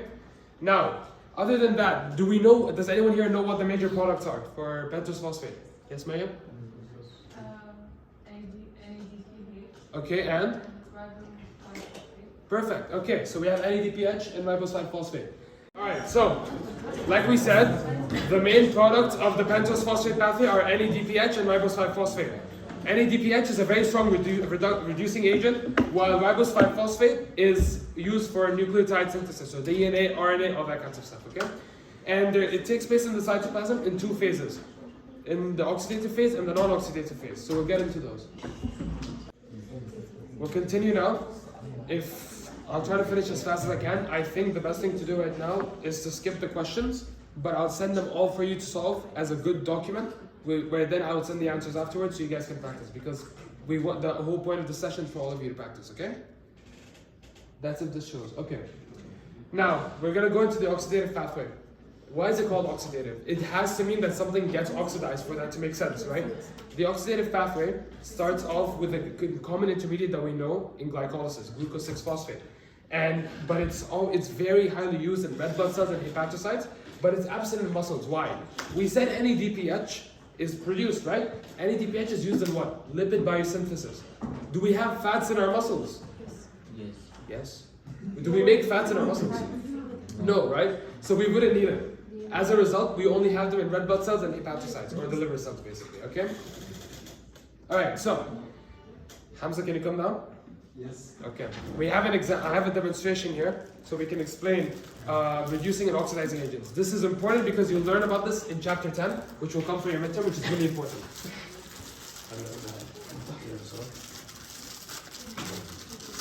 Okay, so for this oxidative pathway, we're gonna need an oxidizing agent. Okay, what is an oxidizing agent? Let's assume I'm an agent. I have money, so you can call me the money-giving agent. My job is to give it to the banker. So here's the banker. Here you go. Have some money. You can count this if you want to. Okay. Now he received my money. I had money, but I no longer have it anymore. So as a result, I did my job, which was give him money. Now, since he took money from me, we can say his job is what? Money taking. So he's a money taking agent. Okay? Everyone's with me? Cool. So as a result, since he's the money taking agent and I'm the money giving agent, now let's look at what happened. I had money, but now I lost it. Right? So if we link the money here to electrons, we can describe this. Chemical A had money or electrons. It gave it to chemical B, but now since chemical A lost the electrons, it became oxidized. Yeah? Since it became oxidized, chemical B took the money from A. So this was B's job. B did this. As a result, B's agent is oxidizing. It's an oxidizing agent because it oxidized A. And the same works from chemical A's perspective. If B had no electrons, aka it had no money in the beginning, but then it gained 2 electrons from A, that means B got reduced. So as a result, A's job is what? The reducing agent. Everyone understands this? Perfect. So, in this example, can anyone tell me what is the oxidizing agent that we need for pentose phosphate pathway? NADPH. I'll give 3 chips to anyone gets it. Yalla. NADPH. No. It oxidizes. What's the oxidizing agent? I said NADPH is the reducing agent. And you're getting it, I don't Hamza, I'll take that. Oh, I want from this one. ماشي So the reason why it's NADP plus is because NADPH will be produced, but it's the reducing agent. صح ولا لا? Since it's a reducing agent, we use that later on. B has the capability of accepting 2 electrons. Hence, NADP plus has the ability of accepting 2 electrons. That's why we consider it the oxidizing agent. Now, and NADPH, as we said, it's a powerful antioxidant. You'll learn this later on in biochemistry. Okay, here's the overall reaction, which is glucose 6-phosphate plus 2 NADP plus water. This gives you ribulose 5-phosphate plus 2 NADPH plus, you guys have it in your book. It's not showing in the play right now. Notice how all these reactions are irreversible. This is really crucial for when your exams, when you get questions. This is really important, okay? Now, we're going to start. You have the money, you can go back to this. Yeah, take the money with you. Okay. So, first enzyme, glucose 6-phosphate dehydrogenase. It's an oxidoreductase. It's part of the oxidoreductase class. So what does that do? Oxidation reduction. So this is where we're going to use our oxidizing agent, which is what? NADP+, okay? So this is glucose 6-phosphate. And over here, this is our reaction. NADP+ will react to produce phosphogluconate lactone. Now, if you notice here, we took away 2 hydrogens. So how do we remove that over here? I only put these images to visualize it for you. You're not expected to know this in the exam, but this is the best way to understand it, okay? So, over here, as you can see, we have a hydrogen here and a hydrogen here. These 2 get removed. Once they get removed, they get passed on to NADP+. So now we just oxidize this molecule. But if you notice here, this is a carbon, and this oxygen, they don't have bonds anymore. So they need to be stable. So what do? They form a double bond. This molecule, if you remember in biochemistry 1, what is this called? Lactone, okay? Hence the name, lactone. Alright, next enzyme, gluconolactonase. It's in the name. It's just an enzyme that breaks this down. Now, gluconolactonase is an enzyme that breaks this enzyme to this molecule to this, using what? Water. So what type of enzyme are we dealing with here? Hydrolase, exactly. Since we're using water, we're gonna break the bond right here between these 2 carbons, this carbon and this oxygen, which satisfies the need, as we see over here. So what do? We add water to break this bond, but the reason that we remove hydrogen from here is because once we break the bond, this oxygen and this C double bond O are gonna form a carboxylic group. If you learned this in biochemistry lab, right? Carboxylic group is found in acids and stuff. This normally has a negative charge. If the hydrogen is there, it's going to mess up the stability. We need good stability, so we remove it. The OH from water will still bind with this carbon, and it will form an open chain form. You guys remember the Hayward and Fischer structure? So that's basically what's happening here. This is called the Fischer structure. This is the OH we discussed. This is the carboxylic group. Okay? Alright, so now we're going to move on to our... Okay. So, what the? Okay. Now this enzyme, which is 6-phosphogluconate dehydrogenase, it has a two-step process. So it has two reactions, oxidation and decarboxylation. In chapter 9, you're gonna take a bunch of reactions called oxidative decarboxylation. This will be really important. Don't mix it up with this, but it's the same concept. We do two steps, and it forms an intermediate that we'll get to. So what we're gonna do is another oxidation reaction because it's a dehydrogenase. Same idea, same concept. We're removing two hydrogens from where? We're gonna be removing them from right here. This and this hydrogen. Of course, now we said earlier, oxygen here and carbon here, they don't have enough bonds. So what are they gonna do? Double bond, exactly. This is what we're gonna get as a result. And the reason it's in brackets is because this indicates that it's an intermediate. So that means it's gonna be there for a few milliseconds and it goes away. Because it's an intermediate in the process. Alright? I'll get to why it's like this and what happens in a second. The next step, we said oxidation is done. Now we're gonna do decarboxylation. So what are we gonna do here? We wanna remove carbon dioxide. Or basically the idea is we wanna move one carbon. So we had 6 carbons, right? Glucose 6-phosphate, 6 carbons. But now we're gonna go and remove one of the carbons. So we're gonna have 5 now. The way we do this is removing it in the form of what? Carboxylic group. So we get CO2 out. What is happening? Okay. So carboxylic group will get removed as carbon dioxide. And the way we do this is by adding hydrogen. Okay? You don't need to know where this hydrogen comes from. You're never gonna get quizzed on things like this. But what's gonna happen is we're gonna add hydrogen to replace it. So once we replace this CO minus with H plus, this is what are we gonna have? We're gonna have C and H and another H and OH. So we can say CH2OH, which is exactly what we have in our final product, which is what? Ribulose 5-phosphate. Okay, ribulose 5-phosphate. Now, we said that this is C double bond O. If you took your biochemistry lab, what is this group? Ketone, yeah? In sugars, we don't call them ketones, we call them ketos. Make sense? The reason for that is because it's not at the terminal, it's just C double bond O.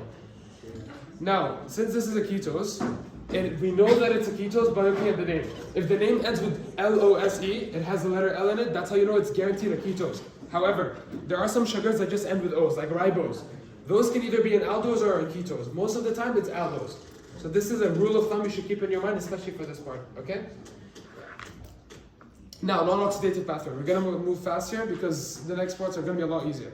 Unlike the oxidative pathway, we don't produce any NADPH. We don't produce anything for lipid biosynthesis. Instead, we focus on DNA and RNA structures like ribose 5-phosphate. Now, as a result, we don't use oxidoreductases and we don't use hydrolases. Instead, we use transferases and isomerases. Okay, we'll get into those.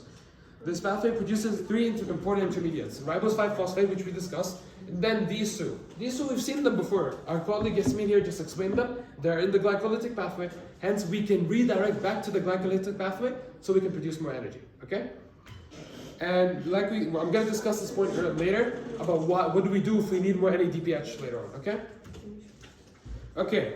Now we did oxidative, but why are we doing the oxidative first? In oxidative pathway, what's the final product? Ribulose 5-phosphate. In the non-oxidative pathway, it's the first reactant, so you need to have ribulose 5-phosphate for it, right? So as you can see, this is the overall reaction. We have ribulose 5-phosphate. Okay? Now, this creates a small problem. Okay. This creates a small problem that this pathway requires 3 ribulose 5-phosphates for it to function, but the oxidative pathway only produces 1. So what do we do here? We have to run it 3 times. So this is a rule of thumb. Whenever you're given a question in their biochemistry 2 exam, always keep this rule in mind because you know we need 3 of them. You cannot have the non-oxidative pathway unless you do oxidative 3 times. Okay? Alright, we got that point. Now, the first enzyme, ribose 5-phosphate isomerase. It's an isomerase. Do you guys know this from biochemistry 1? All we're doing here is we're changing the functional groups, COH and CO. It's pretty simple, it's straightforward, we know this stuff, right? And since it ends with lows here but not here, that means this went from a ketose to an aldose. Okay? And this, since we're going from a ketopentose to an aldopentose, does anyone know why they're pentoses now? They lost the carbon. Why did we lose the carbon? Decarboxylation. Exactly. Okay. Now we mentioned earlier. Okay. We mentioned earlier we need 3 ribose 5-phosphates. Why? It's because we're going to produce 1 ribose 5-phosphate from the ribulose, but we still have 2 more. These 2 more, we're going to use it to produce our next product, xylulose. Exactly. Now xylulose, we have 2 of them. We're going to use 1 right now. Using the enzyme, ribulose 5-phosphate, 3 epimerase. What class does epimerases fall into? What? Isomerase, exactly.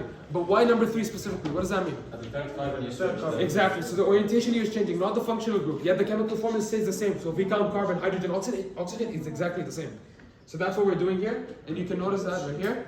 These two are different orientations, forming different carbons. So you can say ribulose and xylulose are epimers of one another.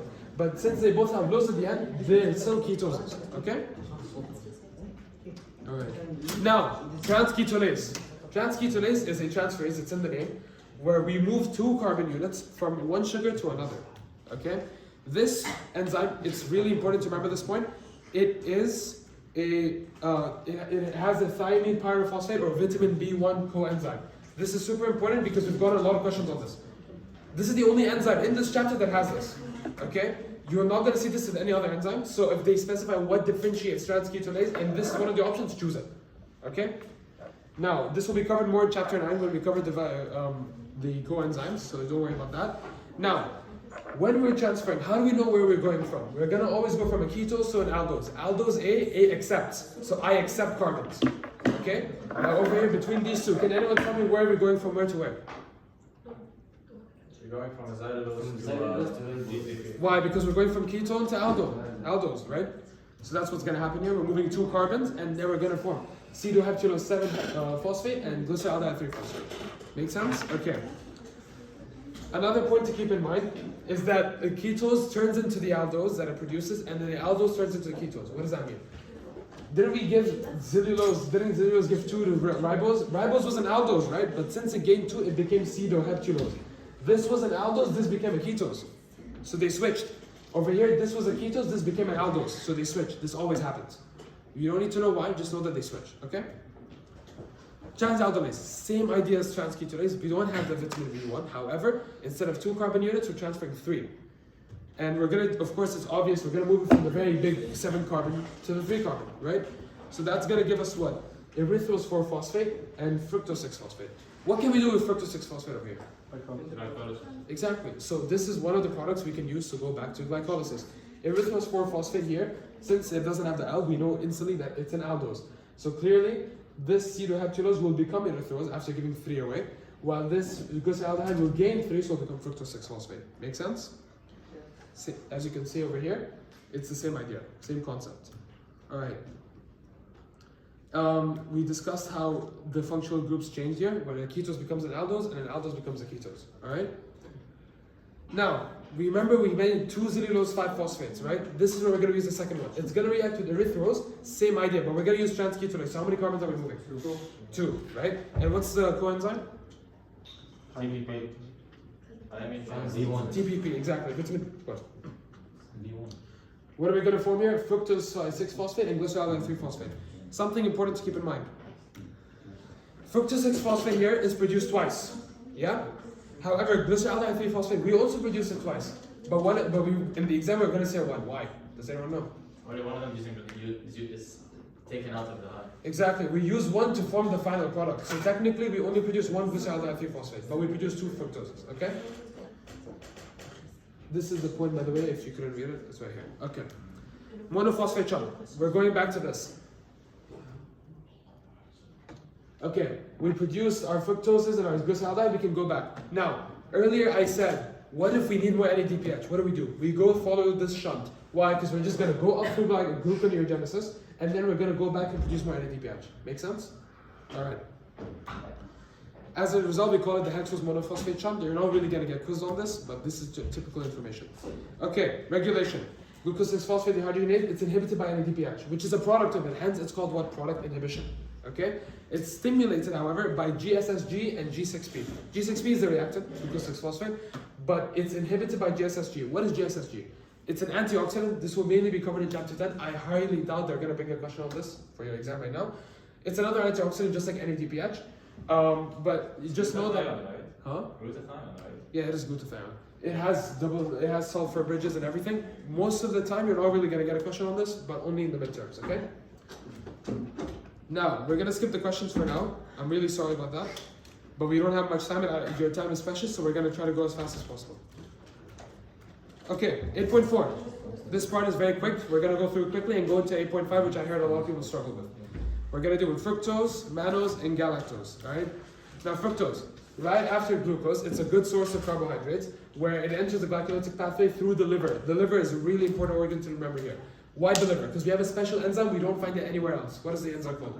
Fructokinase. It's fructokinase. Fructokinase is a special holoenzyme. It works just like hexokinase, but what's different here? It's special, right? Since it's special, it doesn't phosphorylate carbon 6, instead it phosphorylates carbon 1. Point to keep in mind, any kinases that have a special name will always phosphorylate carbon 1, not carbon 6. Okay? That's what's happening here. We're using ATP as our source of phosphate, not energy, so we're going to give the phosphate into the non-anomeric carbon 1. Okay. Next on, we're going to have fructose 1-phosphate aldolase. What does aldolase do? Yasmin just explained that a minute ago. Cleavage, exactly. It does split, exactly. Now what is it going to break into? Dihydroxyacetone phosphate and glyceraldehyde, not 3-phosphate. A lot of us got this wrong in the exams. There's no phosphate here. The reason there's no phosphate is because we only have one. Exactly. So what's going to happen here is that after we form glyceraldehyde, we want to phosphorylate it. So we can go back into what? Glycolysis. So we're going to use glyceraldehyde kinase. It's like any other kinase, but it's special. So we're going to phosphorylate it, it's going to form G3P. And we all know this enzyme, right? TPI, triose phosphate isomerase. DHAP and glyceraldehyde 3-phosphate can interchange between them. This is the start of step 2, right? Step number 5. Step number 5, sorry. Stage 2. Yes. Stage 2, okay. This is very extra information, just to explain and visualize it. This is not going to come. But the bond's broken over here. You can notice that keep in mind there's no phosphate, like I said earlier, and that this hydrogen will remove so we can form the aldehyde group. You don't need to know this. This is just extra information if you want to visualize it better. Okay, we discussed all of this. All right. Now, conversion of fructose 1-phosphate, this is also another important step. We got this a lot in our exams. It bypasses 2 regulatory steps, hexokinase and PFK1. Why? Does anyone know why we skip those? Why is it crucial that we skip these 2 enzymes? Yeah, it takes too long. Sometimes you never have glucose. We said fructose is the best thing after glucose, so this is why. PFK1 and hexokinase, we discussed in regulation, it has so many activators, so many inhibitors. It causes us a problem. So as a result, fructose skips these 2 steps, making it unregulated. If it's unregulated, it's like there's no security. You don't have a babysitter anymore. The baby's gone. The baby might die, anything might happen to it. Allah yarhamah. So as a result, fructose is not regulated. And as a result, also, it's not regulated by insulin. Insulin only focuses on glucose. It doesn't care about any other sugar. That's a very important information to keep in mind. Exactly. It's Insulin. unregulated. Yeah. Now, so since fructose is not regulated, it's not controlled, if we have too much of it, our body's not going to stop this. It's just going to accept it. In other words, if you eat a lot of sugar, what are you going to gain? Fat, right? And so what happens here is glyceraldehyde 3-phosphate accumulates. A lot of it accumulates. And that's going to cause a lot of fatty synthesis. You'll learn this in chapter 12, Pacademia. But that's basically what leads to. So more sugar, more fat, you might get metabolic syndrome as a result. Now mannose, this is really basic. Mannose will undergo with hexokinase. Since it's hexokinase, which carbon is getting phosphorylated? 6. Why? What? Exactly, it's not special. It's not mannokinases, right? Now, it's another aldohexose just like glucose, so it follows the same reaction. And then ATP is used here as an inorganic phosphate. Make sense? Next enzyme, phosphomannose isomerase. This enzyme is special because it specifically converts mannose 6-phosphate to its isomer, fructose 6-phosphate. Do you guys remember pyranose and furanoses? Yes. Yeah. And that's what's happening here. Mannose is a pyranose, while fructose is a furanose. All we're doing is changing the orientation, changing the structure, but it's the same chemical formula, and as a result, the name changes. And they're both phosphorylated on carbon 6. Galactose, this is really important. We didn't get many questions last year on galactose, so expect it to come for you. Galactose is really closely interlinked with glycogen, and we'll see that in a second. Galactose from lactose, so it clearly comes from milk and diet. It has an enzyme called galactokinase. Galactokinase, which carbon? 1. Make sense? Right. Galactose 1-phosphate. Now we're going to react it with a good leaving group. What does that mean? This enzyme is called galactose 1-phosphate uridyl transferase. It's a long word. Just look at the letter U and you're good. This photo is not showing. Okay. Alright. So what's happening here? UDP glucose. Does anyone know what UDP is? Uridine diphosphate. Uridine, like adenine, thymine, guanine, it's the same thing.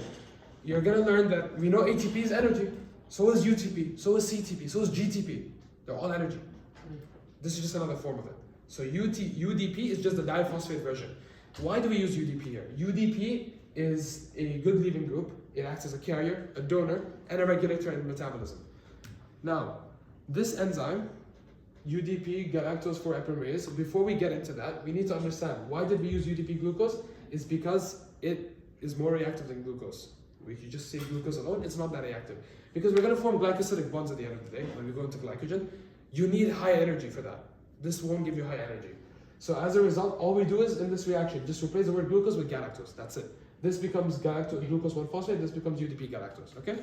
Epimerase, we know what epimerases do. This is on what carbon 4. So you can say glucose and galactose are what are they? They're epimers at carbon number 4. Make sense? All right.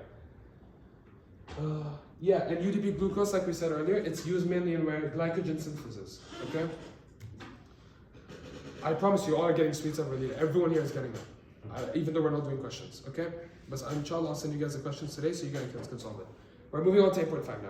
And if you didn't understand any question, we are going to explain it again. Please, any questions, even in the future, even other chapters, ask us. We're ready to help you, okay? You can make a short video explaining them.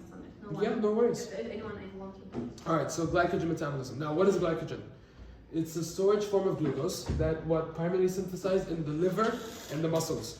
We said earlier, we don't produce fat in the muscles, so where do we get our energy from? From glucose, right?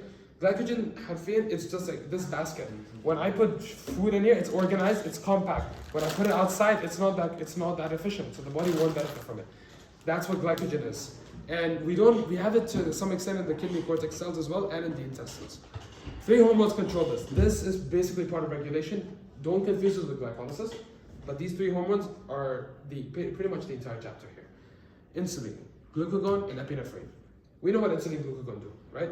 They're against each other and stuff. We'll discuss epinephrine in a second. It's similar, but it has its own characteristics, okay? First enzyme, phosphoglucomutase. Yasmin described phosphoglycerine mutase, so we can already tell what type of enzyme is a mutase. Isomerase, exactly. So they're isomerases. They do intramolecular transfer of functional groups, not like anything else. We're moving what here? The phosphoryl group, the phosphate groups, from carbon 6 to carbon 1, okay? This isn't the actual truth. You can't just like pick up and move around in chemicals. That's not how it works. So let's look at this reaction. Wait a second. Alright, so glucose 6-phosphate became 1-phosphate, but how?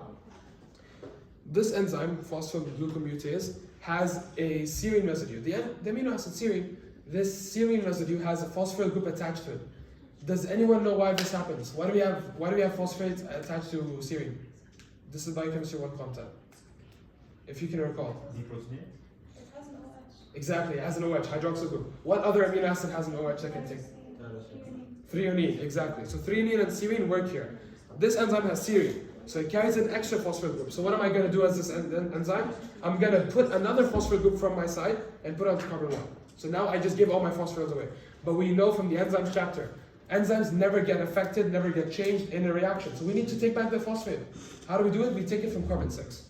So we just switch it around. Does that make sense? That's what basically happens here. And as a result, we form glucose 1-phosphate.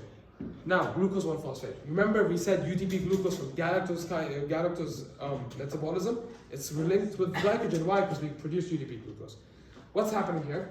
Glycosidic bond formation, we said it needs a lot of energy because it's endergonic. Endergonic means delta G is what? Positive. That means it's not spontaneous. What does that mean? If it's not spontaneous, I can't just look at it and wait for it to happen. I need to give it energy. Normally we do it in the form of ATP. Here we're doing it in the form of UTP. Like we said, UTP, CTP, GTP, they're all energies. So what we're going to do is we're going to use UTP, but the reaction here doesn't work like your normal ATP reaction. What's going to happen is UTP is going to give UMP, so monophosphate. So the uridine monophosphate will react with glucose 1-phosphate, and what's going to happen here? This already has a phosphate. I just added another one with uridine, so it forms uridine diphosphate glucose. We get that? Okay, cool. As a result, the UTP lost the uridine and lost the 1-phosphate, so it just has 2 phosphates left in the form of what? PPI. Does anyone know what PPI is? Pyrophosphate. Pyrophosphate's bond energy is one of the highest bond energies you'll ever see, which means it carries a lot of energy, a lot of power. So we can't do this reaction without power, without energy. So what do? We break this bond. How do we break this bond? With water, exactly. So we're going to react it with H2O to form 2 PI. This releases enough energy to make this reaction feasible, make it spontaneous. Over here, if you notice, this reaction, okay, this reaction is reversible. Why is it reversible? Normally, for glycosidic bond formation, it's highly endergonic, so it's highly positive, but PPI is highly negative. So they balance out, they come near zero. Whenever a reaction is near zero, it's at equilibrium, we have reversible reactions. Yeah? So that's basically what's happening. Is everyone with me? Everyone understands? Yeah? Okay, cool. Now, after we form the two PIs, something about the two PIs. Is this reversible or not? It's not. Why? There's a huge energy change. Because this is highly exergonic. That's what I talked about it being very balanced afterwards. So now we're going to move on. This is part of glycogenesis. Now we're going to discuss the enzymes that function here. There's two main enzymes. Glycogen synthase, or GS, which catalyzes the transfer of glucose molecules from UDP glucose. So all we're doing is, it's like a train, I'm just adding more trains. More stations behind it. That's it. I'm making a longer train. And then the other enzyme is amylo alpha 1,4 to 1,6, glucoside transferase. Shorter for branching enzyme. So what does it do? It branches, it makes branches. How does that happen? We know that between glucose and another glucose molecule, what type of bonds do we have? Alpha 1,4. Here there's 1,6 as well. So clearly that means we're adding something extra. Exactly. So that's what the branching enzyme does. Okay? Here's the diagram. Now glycogen synthesis, it requires a pre-existing oligosaccharide. What's an oligosaccharide? 10 to 15. Okay. 10 to 15. It's basically a polysaccharide but shorter. It's not as big as a polysaccharide, but it's a chain of saccharides. And the reason for that is we need a long enough chain to even use this enzyme properly. Once we get that, we're going to use UDP glucose. I mentioned earlier, UDP glucose is more reactive than glucose, right? So it acts as a good leaving group that we can then use to carry out this process. Now, something about this, UDP glucose, since it's a really good carrier, it needs to bind to something. It needs to bind to a protein. What is this protein called? Glycogen. Glycogen is a protein. It has a certain amino acid in its active site called tyrosine 194. Tyrosine. So far, every amino acid that you need to know in this chapter are what? What's the enzyme for aldolase? Aldolase in glycolysis. Lysine. Then, what's the amino acid for the phosphoglucomutase? Serine. Histidine is also another one you need to know from the big cycle that she explained. And then you need to know tyrosine. Okay? Keep this in mind because in biochemistry too, you're gonna learn every amino acid, how you make it, how you break it, everything. So just to know that this is all you need to know for this chapter, it's like a blessing. Okay? So glycogen has this amino acid, and once it binds to it, we can now start using glycogen synthase. It will start adding more and more and more as long as we want to. In biochemistry 1, we learned that glycogen, every like 25 glucose chains, we branch out, right?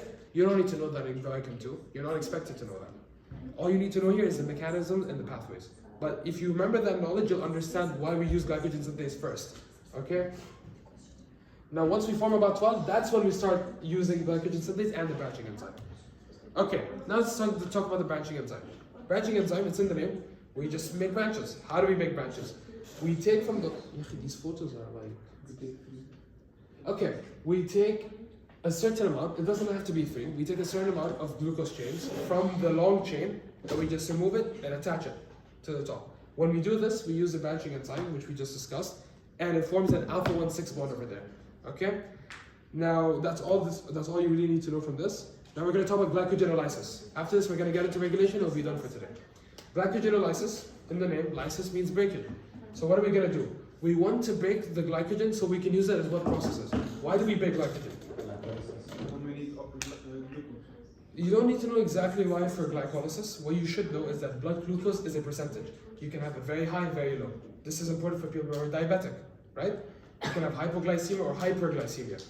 This level of blood glucose, if it is very low, we need to do this. This is the first thing we go to. Then we go to gluconeogenesis. There are orders for them. Because gluconeogenesis, you need to use energy. 6 hydrogen, Yasmin, it was 6, right? 6 phosphate bonds for gluconeogenesis, right? Yes. Exactly. But For this... ATP and 2GT. Exactly. Over here, we don't need to use energy. Over here, we're just breaking. So how are we breaking? We're going to use glycogen phosphorylase. Phospho for phosphate and lase. You can take it as an example. You have 2 people holding hands. Okay? You have 2 people holding hands. Do you want to do it? Okay, we have a demonstration here. Am I going too fast or is it fine for everyone? It's good? So we can assume these two are part of the glycogen chain. All right. Now I'm the enzyme glycogen phosphorylase. I'm going to break them. No more fast. But I give it to her. I give this to her. What am I holding? What does she have in her hand? Phosphate. Right. So as a result, what does she become now? Phosphate, glucose phosphate. What is it? The full name. Give me the full name. Glucose 1-phosphate. Glucose 1-phosphate. And her? Nothing. Nothing. Yeah, she's what does she become? Glycogen? Glucose. She becomes free glucose, she becomes glucose 1-phosphate. This is very important to keep in mind. Thank you for your demonstration, girls.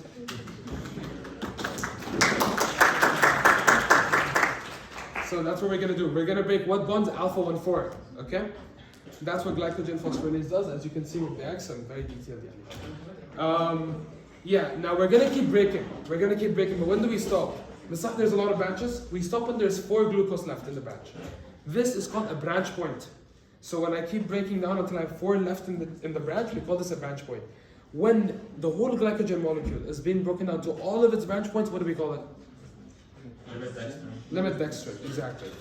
We haven't gotten questions on this, but it's a very easy 1 mark if you want to score marks, if it comes, right? Now, the debranching enzyme. Debranching enzyme, exactly the opposite of the branching enzyme. Branching, we make branches. Debranching, we remove the branches, okay? So how do we do this? We have 4 left. We're gonna take 3 of the 4. We're gonna take 3 of the 4 glucoses and we're gonna remove them and reattach them back to the long chain. Exactly as if we're just hitting reverse. And the reason we do this is because we're currently just removing the 1,4 bonds. We're gonna deal with the 1,6 bond afterwards. Once we remove these 3 glucoses and put them back in the non-reducing ends, we're gonna have 1 left. Okay? What do we do with that one? We release it, exactly.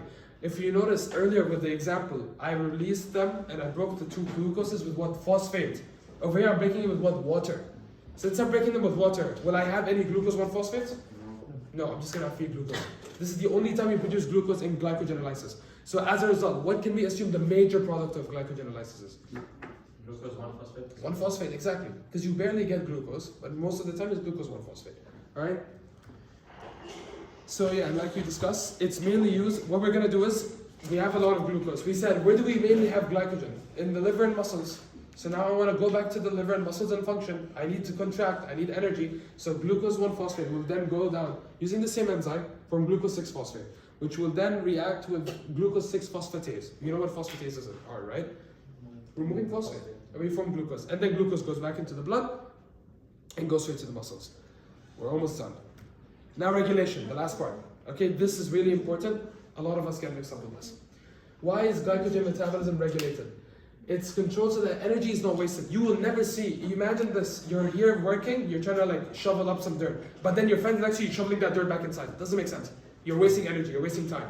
The body either does energy formation or it does not produce energy. Same thing here. We either break glycogen or we make glycogen. So they're mutually exclusive processes. The hormones that control these, like we said, insulin, glucagon, epinephrine. The signal transduction pathways are cyclic AMP and phosphorylation. I'm pretty sure, did you guys finish the chapter yet or no? Yeah. Not everyone? Yes? Okay, if you remember the last page of the chapter, there's this big diagram. I'm going to explain that at the end, like full explanation, because this basically is all about chemistry too. So we'll get to that in a bit, and I'll explain cyclic AMP over there. Final part is allosteric regulators, which are AMP, ATP, calcium, and glucose 6-phosphate. Okay? Now, the hormones involved, what were they? We said insulin and glucagon and epinephrine. Insulin is in the high blood glucose state. 1 second. When you eat food, yani khalas, you had iftar, you're like full. This is when you have high blood sugar, right? So what, these words are not showing. Okay, so what are we going to promote? Glycogenesis, because I have high blood sugar. When I have high blood sugar, I want to get rid of that sugar. I want to go back down. This is homeostasis. So what am I going to do? Huh? Storage as a glycogen. Storage, exactly, glycogenesis. Perfect. Which organ do we do this in?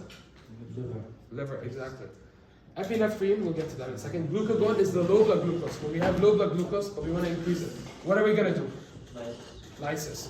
What's another process we can do here as well? Gluconeogenesis. We're forming, no matter what, we just want ways to keep building sugar. Right now, but the main step is glycogenolysis. Epinephrine works like glucagon. We also want blood sugar. We want high blood sugar. Why? Exactly. Do you guys know adrenaline? Yeah. This is another name. Actually, no, that's noradrenaline. Ileum. You have epinephrine and norepinephrine. These these hormones are produced in your adrenal medulla. This is above your kidneys. This hormone should not always be there. When it is there, it's fight or flight. When you get scared, when you want to run fast. What do we need? We need our muscles to work a lot, so we need a lot of energy. Where do we get our energy? From glycogenolysis. But this hormone also promotes glycolysis, something glucagon does not do. We know glucagon does what? It inhibits glycolysis. But epinephrine doesn't. Epinephrine produces it. And epinephrine is the best, most efficient blood glucose increaser. Make sense? Alright, now glucagon, which is the low blood glucose. This is like simple flow charts in the next couple of slides. It's really easy. It's released from the alpha cells when blood glucose drops. Then it goes to hepatocytes. Then it does what? It binds membrane receptors. And then it activates a signal transduction pathway. We learned signal transduction from biochemistry, right? Where it just keeps cascading in chain reaction until it reaches the nucleus and does a response. Then it's gonna do what? It's gonna go and increase cyclic AMP levels. I'll get to what cyclic AMP is in a second. And blood glucose rises. Right? Makes sense? Okay. Insulin is the exact opposite. It's released from the beta cells of the pancreas, and that's when blood glucose rises. And this comes normally after a meal. Insulin receptors act as a tyrosine kinase. Another thing about tyrosine, memorize it. Glycogen and this, they're both in glycogen. Tyrosine, okay, link them to. Tyrosine kinase, you don't need to know more details about it, just know it's a tyrosine kinase. Because have you seen like the true or false questions? Which of the following is true or not? You might see like the whole thing, and then instead of tyrosine, they put another amino acid. That's why I say you should keep this in mind, because they might do that. It triggers phosphorylation cascade with the opposite effect of glucagon, which we know. And it results in what? We activate glycogen synthesis, but we inhibit glycogen breakdown. We said these are two separate processes, they will never happen together. Yeah? This will increase glucose uptake in the muscles and adipose tissue, but it will not happen in the liver and the brain. Why? In the liver. Why do I need to increase glucose uptake in the liver? Glycogen is there. We have glycogen in the... You have, mashallah, if you have like food in your house and more people are bringing food, why do you need that? You don't need that, right? And the brain. The brain is the main organ that requires sugar and requires oxygen and blood. It's like the heart and soul of your body. If I had a decrease in blood sugar, my blood vessels will redirect all the blood to the brain, because that's where we need the sugar, right? So increasing with insulin effect will not affect the brain. Either way, the brain has the highest affinity for glucose. So having insulin there will not do any effect. That's why it doesn't change it. Okay? This will you'll cover as well with kidneys and bio 2, I think, like later on. Okay, epinephrine. We said it's the only difference is that this is for fight or flight. So it has its own reasons. So the trigger could be emotional or physical stress, where it comes from the adrenal medulla. It goes to the liver and muscle cells, because that's where we have the most action after stress and flight. And then what is it going to do? It's going to bind to receptors and activate adenylate cyclase. Does anyone know what adenylate cyclase is? It's a receptor. It's an enzyme. Cyclase. In the membrane. In the membrane. You remember cyclic AMP that I just discussed? This enzyme produces cyclic AMP. We'll explain that at the very last slide, but that's basically what it does. Cyclic AMP levels will rise, like I said, it's a product of it, and this will amplify the signal. It just makes it louder, it makes it stronger. And then calcium ion and something called as inositol triphosphate will also have the signal. Do not worry about IP3. This will be covered in the last chapter of Biochemistry 2, chapter 16. You don't need to know this right now. Just know that it's there. So you see IP3, khalas, epinephrine. Epinephrine, you don't know much about it, IP3, you don't know much about it, like that. Calcium is really important though, and I'll explain that in a bit. And this is going to activate some enzymes. What are they? We know epinephrine is like glucagon. So what does glucagon typically activate? Glycogenolysis. So, okay. A second. Okay, protein kinase A. Protein kinase A is another enzyme that will help in the glycogenolysis. So this gets activated. And when it activates glycogen phosphorylase, which we know what that does. So it will be activated. However, glycogen synthase will be deactivated. Why? Because that's part of glycogenesis. We want to do glycogenolysis. We want sugar, we want energy. We are literally in a fight or flight situation. Make sense? So that's what's happening here. As a result, rapid glucose production, it fuels muscle and brain for emergency situations. Okay, the key enzymes, we say glycogen synthase, it does glycogen synthesis. Its active form is I for independent and D for dependent. Independent means it's active. Like an independent woman, she's very strong, she's always active. And a dependent woman, not a woman, sorry. A dependent enzyme is inactive. It's an inactive form. So it has the letter D. So phosphorylation here will inactivate GS, and I'll explain why phosphorylation inactivates in the last slide, because that's something that is part of regulation for the whole chapter. The kinases that do this phosphorylation are glycogen synthase kinase 3. It's a kinase, so it just phosphorylates, makes sense. And C is in kinase 1. Now, glycogen phosphorylase, glycogen breakdown. Does anyone know what the active and inactive forms of glycogen phosphorylase are? A, B. Which one is active, which one's inactive? A is active. A for active, right? So it makes more sense here. And when we phosphorylate, this gets activated. We'll cover that in a second why. The phosphorylase kinase. We discussed this just a second ago. Phosphorylase kinase will phosphorylate glycogen phosphorylase, and so it gets activated. Okay? Please, does everyone understand what's happening? Okay. Cyclic AMP. We said protein kinase A it helps in the process of glycogenolysis, and cyclic AMP amplifies the signal. So what happens here is the pKa is activated by cyclic AMP, and this will turn off glycogen synthase, turn off phosphorylase kinase. Make sense? So what are we going to get as a result? This is off, this is on. What's going to happen? Debranching, yeah. So what's the whole process called? Lysis, exactly. That's all that's happening here. Okay. Now glycogen synthesis, we want to turn it back on in this situation. So what are we going to do? We're going to use protein phosphatase 1. Phosphatase removes phosphate, so it does dephosphorylation. If we're going to do dephosphorylation, this will be activated, this will be inactivated, right? So what are we going to do? We're going to do glycogenesis as a result. It's very simple. Glycogenesis on, glycogenolysis off. These two sides are opposite of one another.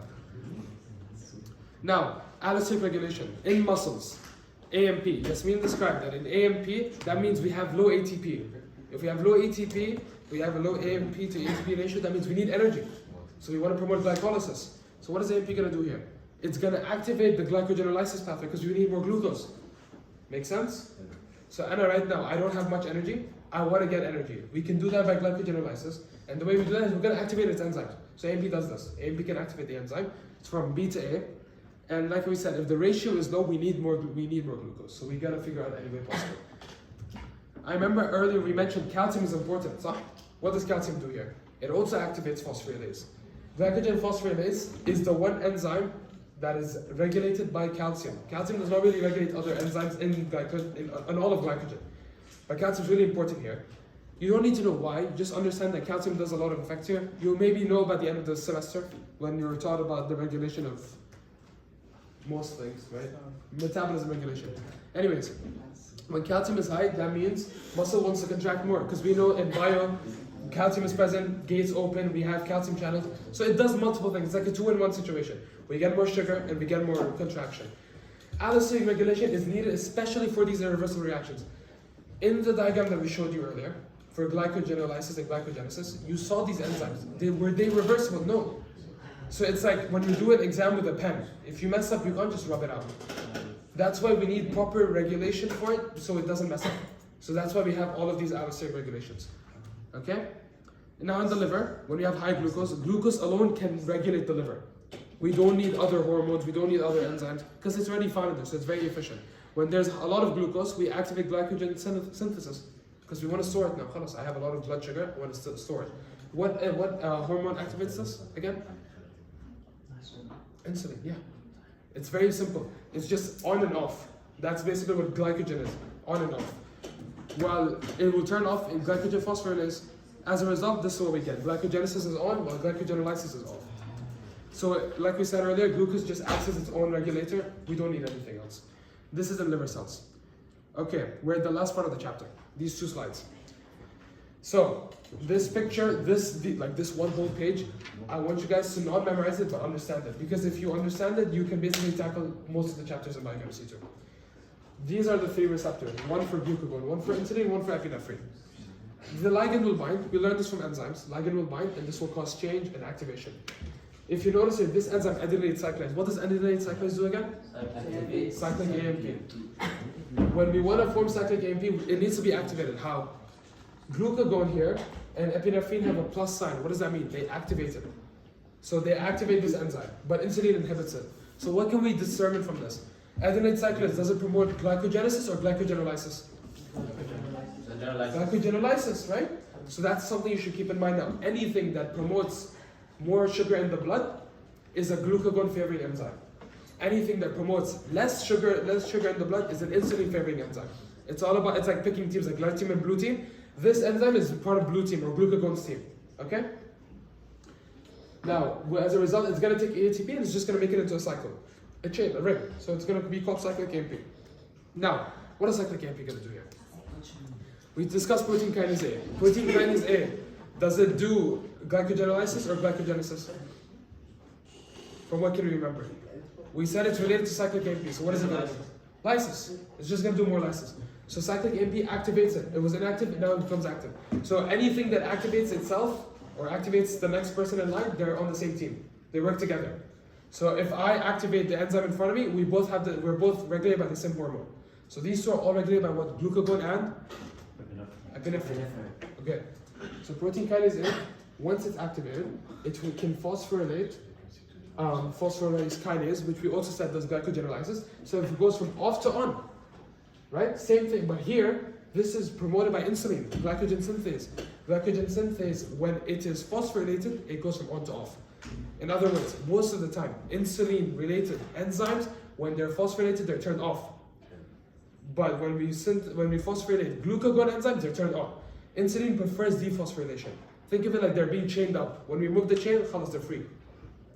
That's why if you notice, insulin promotes the phosphatase, which is a dephosphorylation. Okay? So now, the same enzyme, the same protein kinase A, it does phosphorylation on both sides, but they produce two different outcomes. One likes it, one doesn't like it.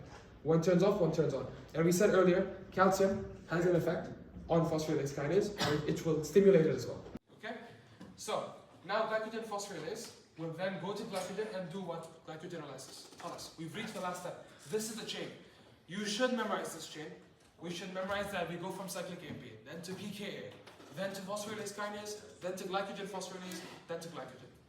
I know it might be daunting at first, but as long as you understand what turns on and what turns off, you're chill, you're safe. That's all you need to know. And the reason I said this is biochemistry 2 in a nutshell. All the other chapters down the line that especially have these hormones, insulin and glucagon, regulating them, when you can understand insulin, does this enzyme work for insulin or does it work for glucagon? Okay? Now the green. Insulin promotes phosphatase, which is dephosphorylation. So that means when it dephosphorylates it, this acts for insulin. So over here, when we dephosphorylate glycogen synthase, it turns on, which is the opposite of what we discussed earlier. Same thing here. This is the same hormone. Same enzyme. But when it dephosphorylates this, it turns off. And we know why now, right? Because phosphorylase kinase is for glucagon, so it wants to be phosphorylated. Over here, same idea. When I dephosphorylate glycogen phosphorylase, it turns off as well. So it's like the exact opposite. You can like flip the book as well if you want to understand it like that. Over here, this is exactly the same pathway. Glucose 1-phosphate with UTP. This is the same enzyme we discussed. This enzyme is in green color because it helps insulin. Why does it help insulin? Because we're regulating back to glycogen. We're going back into the cycle. So in other words, these enzymes also are like, they're on insulin's team. They want to form glycogen. While the ones in black, they want to form glucose, basically. They're opposite teams, basically. And same thing here, when glycogen synthase is active, it can form glycogen.